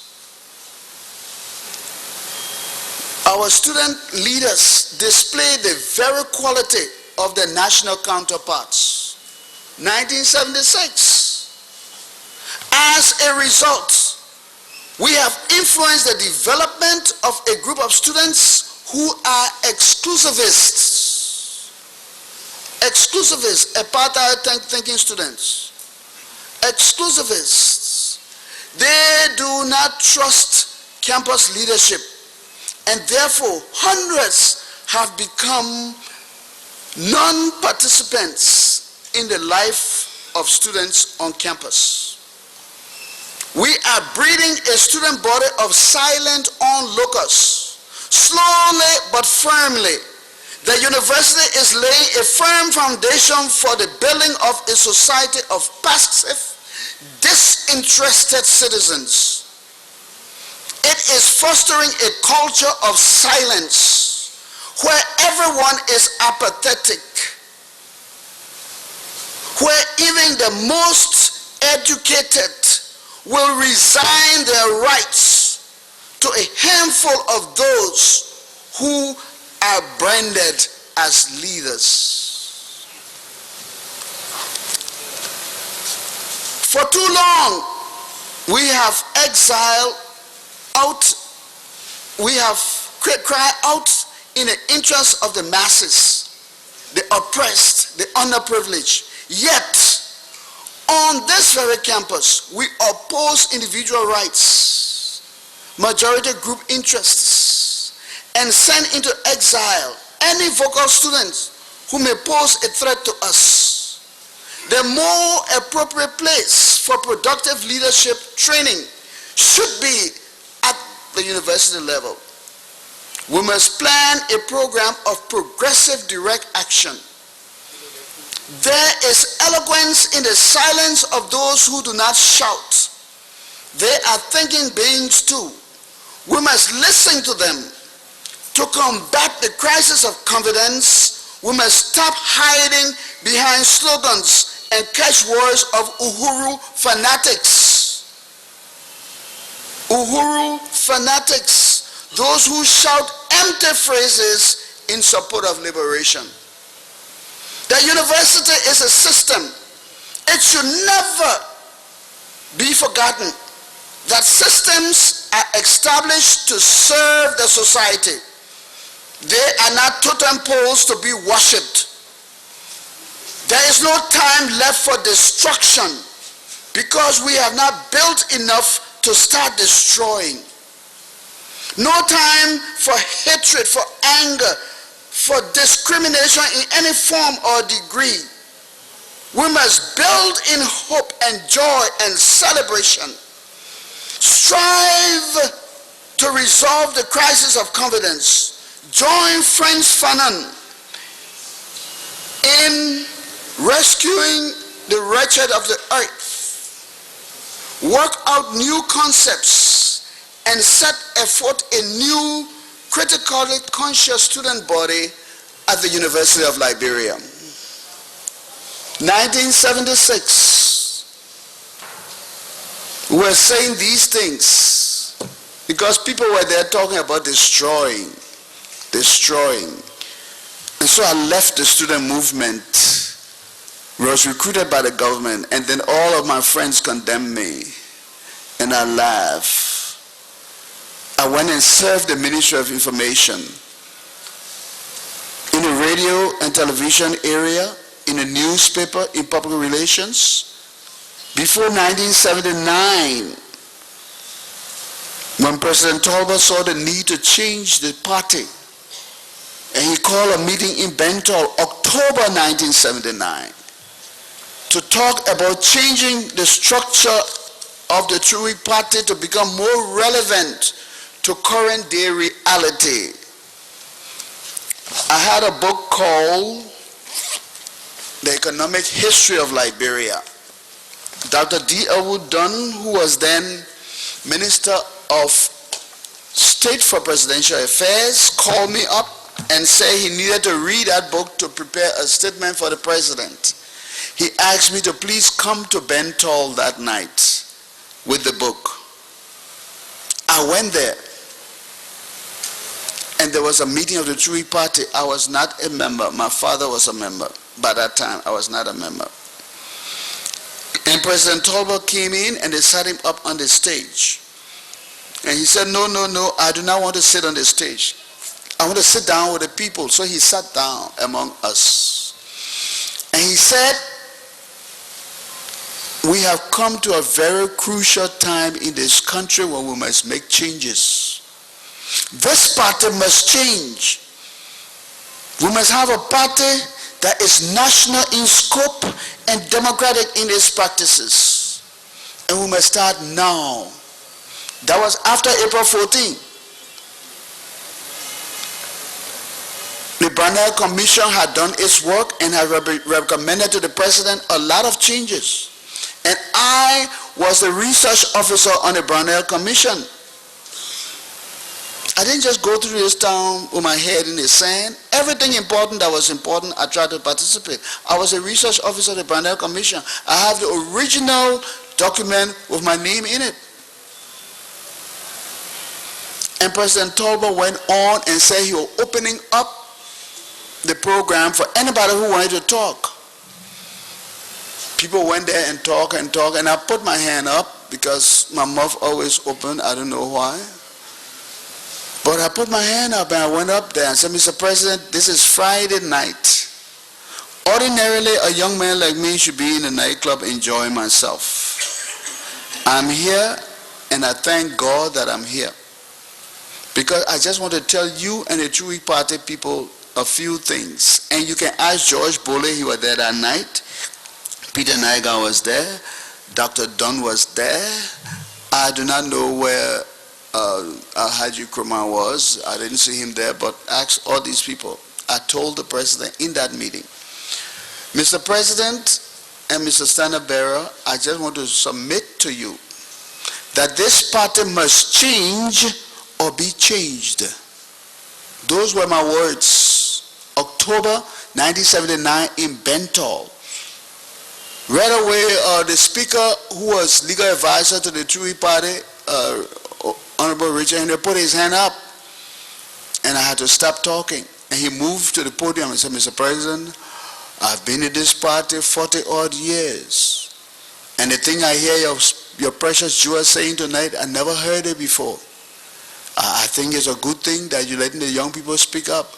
But Mr. President, I have a cold, and I want you to excuse me. I want to go home. So he walked out, and I continued my speech. And I told the president, I'm telling you something serious.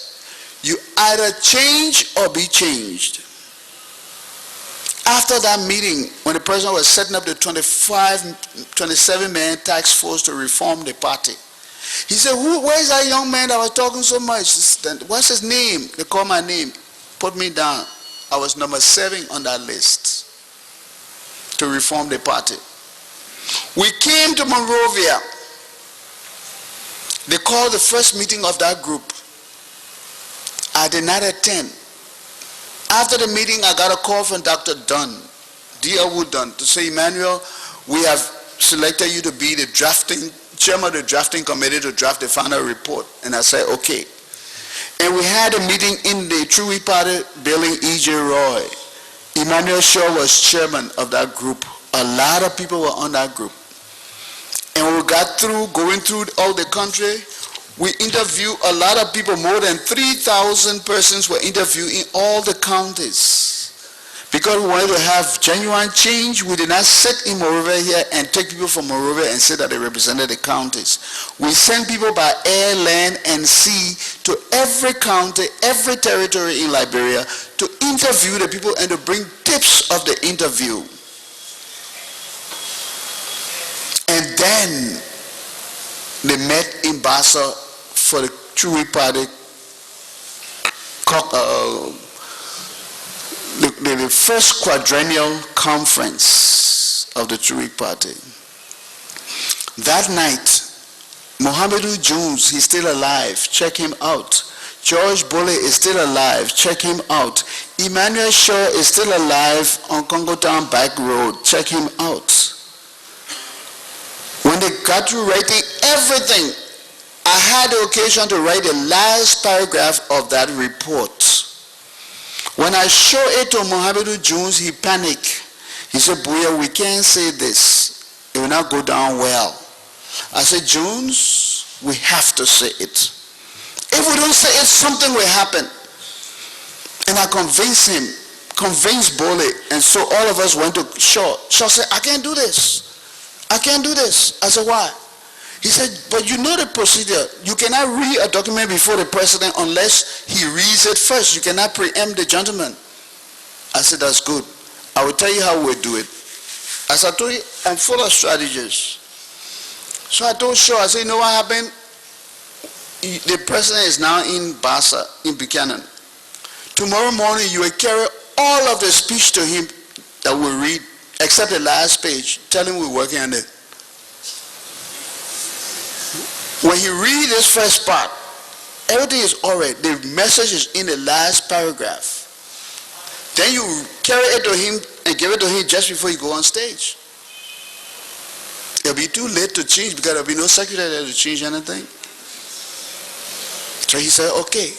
And I want to read to you that paragraph. For some people who feel that some of us were just reactionary, running around the True Party trying to look for jobs. No, no, no. Before I went to the True Party as general coordinator, my Honda car was running up and down this time with JB77. Ask some of your grandma, and maybe they were my girlfriends, you don't know. Ask them. Some of us just didn't come up. I want to read that last paragraph to you for good reason.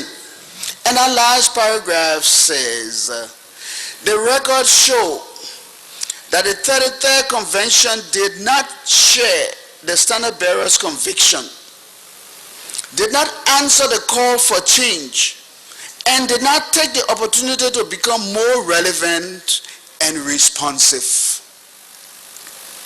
During this first quadrennial Congress of the party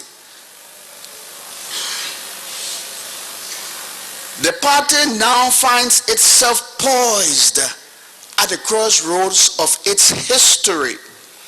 I want you to listen keenly, because there will be many things I will tell you in tomorrow that will come back to this thing. The party now finds itself poised at the crossroads of its history and on the brink of a new decade. This was 79, we're going to the decade of the 80s. There is much to be done if the party is to survive. We must not only stamp out the evil, we must begin to build for 1983 and beyond. 1983 was the time we were supposed to have election. The alternatives are clear. The options are well defined. This first Congress, if it can find the wisdom and the courage, can catapult a revitalized True Party confidently into the turbulence and uncertainties of the 80s as an established, united democratic party of the people. I was just crazy writing. Or if narrow-mindedness and short-sightedness prevail, this first Congress might well go down in history as the party's last. We hope and trust that the latter course will be avoided at all costs for the good of the party and the prosperity of the republic. Everybody thought I was crazy, but I begged them, and they kept it in there, and they carried it, advance copies to the president. And this was just put there just before Shaw read it. When Shaw read it, the whole Congress went into uproar. Why can they say this to us? How can these young people say this to us? The only person that came to our defense was Dr. Augusta King. He came to give a sociological and anthropological analysis of what the young people were saying at that time. That if you don't change, there will be a last Congress. They thought we were joking. They went and made some cosmetic changes. By the time we got back to Bowier, in 4 months, everything went back to normal. In 6 months, the coup came. In 6 months after we read this document, there was the coup. And people want to make people look like, oh, you did, but that guy was reactionary with the True Party people. I'm on power with the party until he died. When that old man was dying, he left 2 symbols with me. The Liberian flag and the True Party flag. And he said, boy, work in the system. You can change things from inside. Why did he tell me that? Why did my father tell me that? Because he had worked for the party for about 40 years. And because he opposed the gambling bill along with Cassell, who was in the house, along with Jacob Ma and other people that opposed the gambling bill. They didn't want any gambling in this country because it was against the social principles of the United Methodist Church that my father was a member of. And they were threatened, and all kinds of things were done to them. Last but not the least, they were told that the party would not carry them for another term of office. My father couldn't go back for the second term of office. So the party decided to go to Riverses and get somebody who lived in Monrovia, who did not pay taxes in Riverses, to run against my father. Because of good situation, I will not call the person name because the children and myself are friends. So my father had support of Cottonton and university students. Roberto Dole from Cottonton, myself from the university, plus other people. And they wrote a document outlining why the True Party would be wrong for denying my father a second term in office. Number one, the person who you want to put there doesn't live in Riverside, they don't own property there, they don't pay taxes there, they don't do anything there. And therefore, they cannot run. When the president and the standard bearer and the member of the party saw it, and they saw that the university students were supporting my old man, they panicked. They felt that he had this pressure group from the university, and the university didn't have good names in those days. So then the vice president, James Green, invited my father to come to his place on VP Road, the vice president house there. So my father took me along because I was his campaign manager. Because everywhere I went, I was always the publicity officer. I worked with the Voice of BWI, the Echoes of St. Patrick's, the spokesman at the university. I was the public relations officer for the National Youth Council, public relations officer for the Federation of Liberian Youth. Everywhere I went, I was a PR officer, so I ran my father's campaign. We went there, James Green said he wanted to talk to my father. And he said, who's the young man with you? I want to talk something serious with you. Who's the young man? Can he be here? My father said, yes, he's my son, and he's my campaign manager. And the Vice President Green said, okay. He said, well, Brother Bowier, I just want to tell you something. As a master mason, I want to tell you something. The only thing you got to depend on is the Constitution. Because the party said they cannot carry you. They consider what you and Kiase and Jacob Man did as being an affront to the standard bearer. Why will you all go and openly oppose the gambling bill? Therefore, you cannot go back. The only thing you can depend on is the Constitution, and I don't know how far it will carry you because you know the party.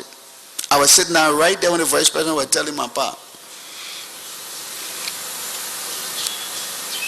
So, the campaign continued, the agitation continued from the university in Cottonton, and it was clear that the person they wanted to carry could not be carried because it was clear that person did not live in Riverside, did not own property there, was not paying taxes there.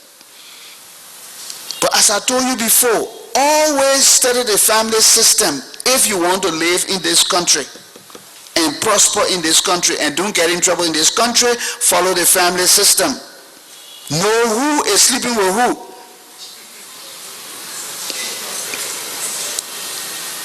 Get to know who's tonight who's going to sleep with who. They will fuss in the street, they will cuss each other.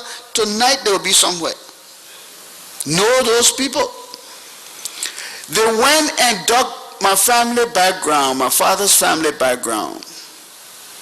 And they found out, they remember that after the 55 incident, and the Mary Riverside territory in 1956, Edward Fraser Beseji, who came from Riverside, told President Tubman he no longer wanted anybody from Sino or Bassa to go there to be superintendent. They wanted an indigenous Riverside boy.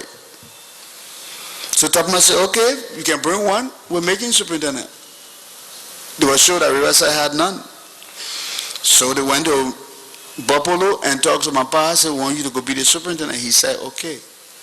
And so Beseji took him to the mansion. When they got there, Tubman said, who that, Willie? Willie is a Kipama's boy. He said, no, Mr. President, I'm not Kipama's boy. I was reared up in Kipama's, but I'm from Riverside. And the president laughed. He said, oh, Willie, you just want a job now. You just talking. He said, I'm a Riverside boy. He said, okay, Jimmy Barrow, come here. Talk Bassa to the man. And they start talking Bassa. And the president said, I swear to Moses, Willie, you fooled me. That's how he became superintendent. Beseji recommended him and he became superintendent. So when the party wanted to put him out, and they couldn't put him out illegally by bringing somebody who didn't pay taxes in Riverside, the party went to Beseji's son, who was superintendent of Riverside, and told him we want you to run against Bowier. Now in the whole history of Riverside, Beseji cannot run against Zagbaji. Zagbaji, we from the north, Beseji from the south. We got a bond. We cannot oppose each other. So when they got Beseji to run against Zagbaji, my father just took all the things he had for his campaign and turned it over to Beseji. He said, you know I can't fight you. So, take it over. And my father called me and told me, I was so angry. I said, this cannot be. We have won the election. I mean, we did our campaign work and did everything. It can't be. I said, we're going to fight it. He said, no, my boy, we can't fight it. We're in his bedroom. He talked to I said, look, whether you talk or not, tomorrow I'm putting something in the newspaper. He said, you're not putting nothing in the newspaper. He said, come here, young man. The sun was going down. We're leaving Buse Quarter. Our front was toward the beach. And my father taught me a political lesson that I never forgot. He took me on the beach, on the front porch with the sun going down. And with tears streaming down his eyes, he told me, he said, look at the sun. He said, you see that sun? I said, yes, sir. He said, you see how bright it is? I said, yes, sir. He said, but it got no heat. It got no heat. He said, that's me. He said, I'm 70 years old. I worked for this government 40 years. Through all the interior. At this time, they choose to treat me this way. He said, I know how you feel, but I do not want you to become bitter. He said, you remember I told you not to study politics? When I came to the University of Liberia, I wanted to study political science. He said, no, you're not studying no politics. He said, you see where Famula book got here now? You're not studying no politics. So he took me and put me in the College of Agriculture. And I rebelled after 3 years and went to study sociology. He said, I don't want you studying politics. He said, you see that sun going down? That's me. No heat. But I do not want you to fight the system. He said, I could fight back. But if I fight back, I'll be dampening your position. He said, that sun must go down to coconut plantation, so that tomorrow morning there will be a new sun coming up from behind the Capitol building. He said, you will be that new sun from the Capitol building. Unless I go down, you cannot come up. So do not fight the system. Promise me you'll never fight the system. Never join any group to fight government. And I had to promise him. And that is why my father blessed all of us. I took all my strategy and tried to read history and other things and keep calm. All my friends think I'm a coward. I'm a reactionary. But I respect what my father told me. Never fight the system. Work from inside. Improve it from inside. Never fight the system. There will always be a chance for you to make a change from inside. My mother said, don't follow this country business, because you got queen sense and country blood. You are a mixed up boy. You cannot join any country or Congo situation.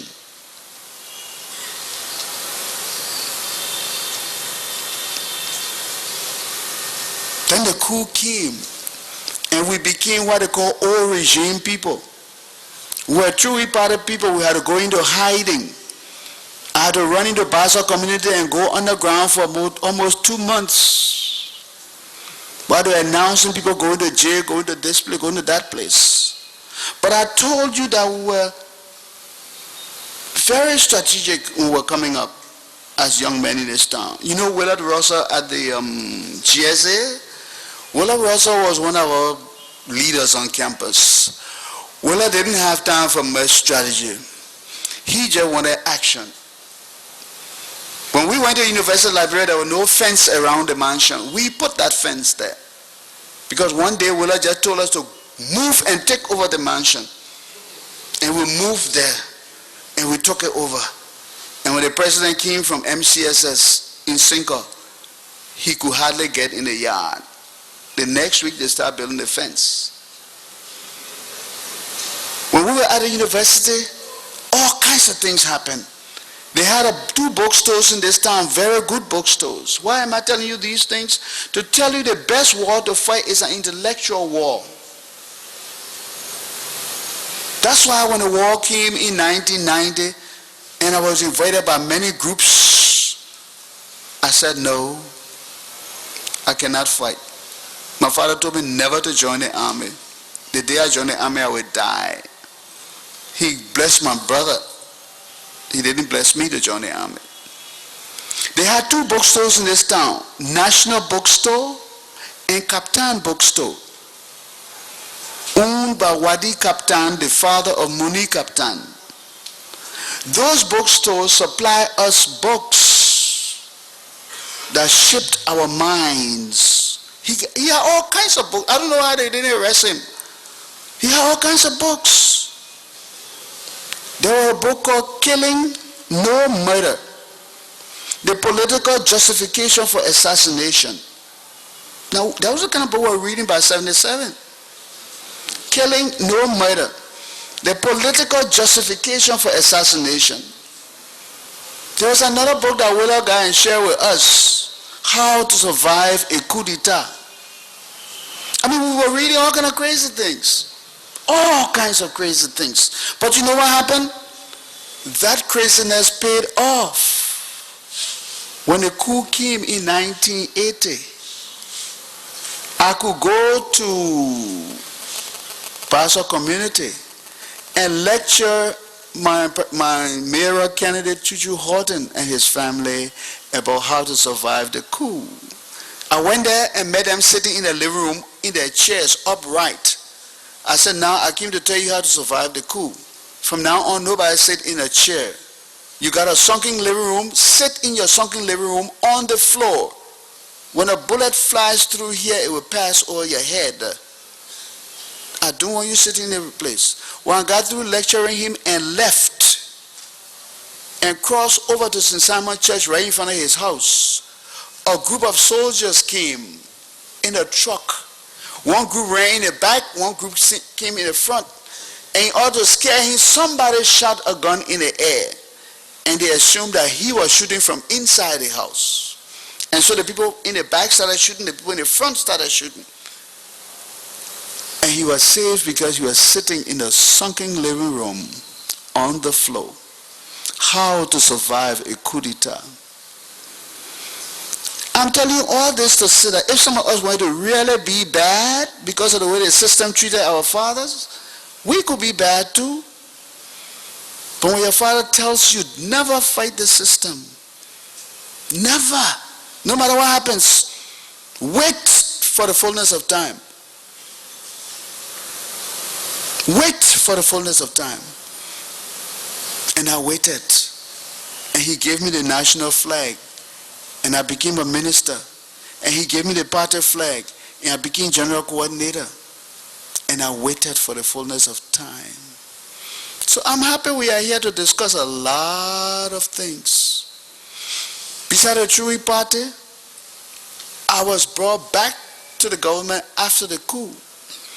And because I read that book, How to Survive a Coup d'etat, right after the coup, I wrote to the PRC turning over all government properties that were in charge of at the True Party because they had banned the party, so all property belonged to the government. I'm glad I did that. Because shortly after that, Mr. Charles Taylor arrested me as GSA director to account for all government property in my possession. I simply gave him the letter that I already sent to the head of state. And to back, when Charles Taylor was brought here in 1978, toward the 78, the end of 78, by Tolbert to come and inspect all the projects along with Nyondua Makonoma and Baobala and all of them, I was with the True Party. And I was assigned to Charles Taylor as his public relations officer. Because the party, like somebody said, the party was full of tricks and all kind of things. The party, well, if you call that tricks, that's fine. But the party just used their head. They see a bunch of young men come to town. They check them out. They found out that Taylor was a leader among them. So what happened? They decided they would tap into Taylor. Taylor was going to be commissioner of Artington, and they would see how he behaved, and they would bring him to town. In the meantime, Bowier, you Taylor public relations officer. Taylor was living on Carey Street in the Holiday Inn. I took the press people there to interview him. He introduced his wife to us, Tupi. I was his public relations officer. The people assigned me to him. Then when the coup happened, he came and arrested me. I'm telling you all of this to say that Liberia is full of all kinds of things. There's one thing I want to say before I close down for tonight, because I don't want to keep you here up late, and whether the commission wants us to stay long or not, I'm an old man, I need to sleep. I just want to make one correction on things that I heard sometimes this week. A few corrections. I'm not going to call it any, I'm just going to make the corrections. I heard that the Minister of Information went to the university campus in August during that situation there. I want to say that the Minister of Information was the Minister of Information, but I submit that I was the Assistant Minister for Public Affairs. And I took the foreign press and the local press on that campus in a truck. I got a photograph to prove. Now, I brought my own Bible from home. I didn't want to swear on the Bible. I don't know where they got it from. So I brought my own Bible from home to swear. And when I swear my own Bible, I got to talk the truth, the whole truth, and nothing but the truth. I took Alexander Thompson from the BBC and the other people on that campus. That just headline, we'll deal with that later on. I will tell you what I saw there. Number two, on the day of that university incident, I was Assistant Minister of Information. I deployed the people there to go and videotape what happened. They brought the videotape back to me, and I play on my widescreen TV in my office, and I call Kroma. I said, Kroma, come here, come see. You see what's happening? There was a defense minister and a chief of staff on campus, walking side by side. The defense minister was walking on the left. The chief of staff was walking on the right. The chief of staff had his two hands swinging. The defense minister was reloading his pistol. And I told Kroma, you see this trouble we're in? Call him, let him say, what is Lana? 2 hours after that showing, I received a call from the defense ministry. Mr. Assistant Minister, you will proceed to the defense ministry immediately. You will bring along with you the man who did a videotaping on campus today. And I took the young man there with me. I got there, he said, where is the tape? I handed over the tape to the defense minister. He said, thank you very much. He called Mr. Raymond Outland, who used to have one wife on his license plate. He was the PR man there. He said, you take care of this. He turned to me, Bowier, I said, yes. He said, this is not for publication. In fact, you have not seen anything. You have not heard anything. Be dismissed. Bowier went back to his office. I had to leave that little boy there. He was about 18 or 19 years old. The little boy came to me that evening dressed up in full military uniform. He had been inducted into the armed forces of Liberia. He had been given his rank, and he was assigned to the defense ministry. The truth, the whole truth, and nothing but the truth. That boy is now a man. And let me tell you one thing. I am a good journalist, whether you believe it or not. I do not let a story drop. From that day, I've been thinking about that boy. I came back and I looked for him and I found him. He's now a man. And I can bring him before the TRC to testify. He works at one of the many funeral homes in this country. I didn't say in this town, I said in this country. So you won't even know where to find him. When you call Bowier into something, you gotta be ready for straight talk. I don't have time to gamble. My Cruiserville old lady brought me up well. She said, boy, you either a man or you're a monkey. Now if you're a man, stand up and talk. And she made me a man. I want to make another correction. Somebody said that when Mrs. Ellen Johnson Sirleaf was Deputy Minister of Finance, they made her Minister of Finance because she was giving money to a Chewick party. That's not correct. Whether she was there or not, the money was going to go anyway, because that was the system. Like somebody said, such was the time, such was the condition. Mrs. Sirleaf had her own times, and there will be other things I will talk about Mrs. Sirleaf's situation tomorrow, but for now, I just want to clear the air. Mrs. Sirleaf had her own problem with the system. When I was a student at the University of Liberia and the lunch rally time, they collected money for across this country to build this country.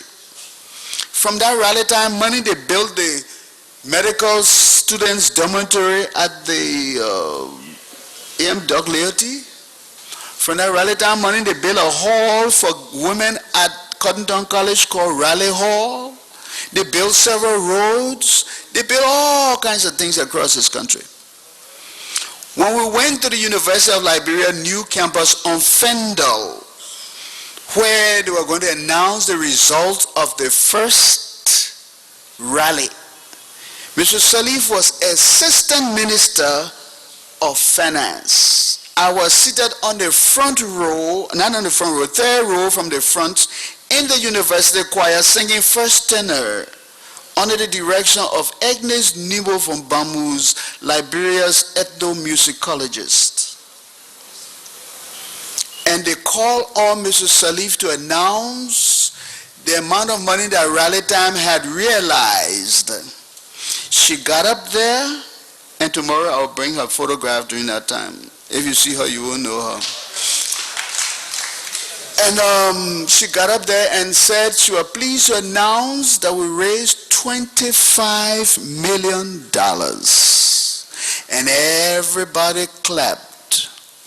The Minister of Finance, Stephen Talbot, grunted something at her. She left the podium, went there, bowed her head to him, and she spoke in her ear, and she came back to the podium and said, I'm sorry, I must apologize, I made a mistake. We realized $10 million.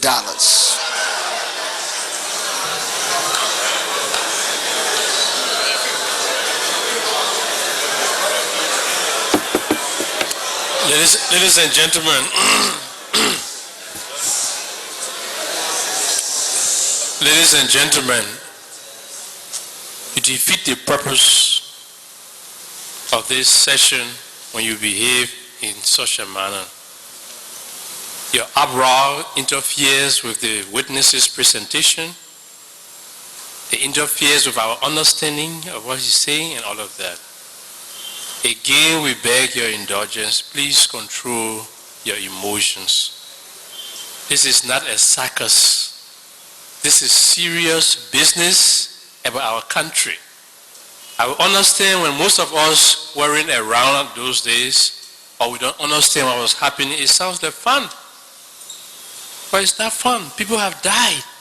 We want to avoid this from happening again, and then you are laughing.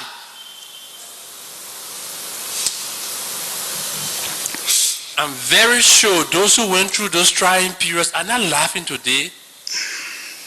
And they may sacrifice for our future. For you, for us. So please, this witness is not here to make you laugh or to entertain you. And we up here are not entertained either.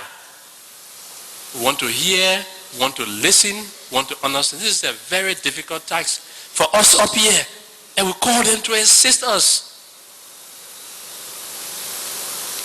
I beg you. We have the authority to close this session down and hear all witnesses in private. And then play the recording later on. You will stay here. We can do that. But we say no. You should be part of the historic making process. You should be there. You should hear. You should watch the witness. Look in his face. Follow his emotions. Watch the commissioners as they ask questions. And you are privileged to be here. We are spending money that we don't have to have this in your air. Your brothers and sisters who bore the brunt of the effect of this conflict are still there in the interior. They're not hearing it live as you are privileged. If you want us to move it to Banga or to Zwedru, we'll do it. We beg you, when you come here, please support us and support the process. Respect the witness. And then respect us as well. Thank you very much. Mr. Witness, I'm very sorry. Thank you, Mr. Chairman.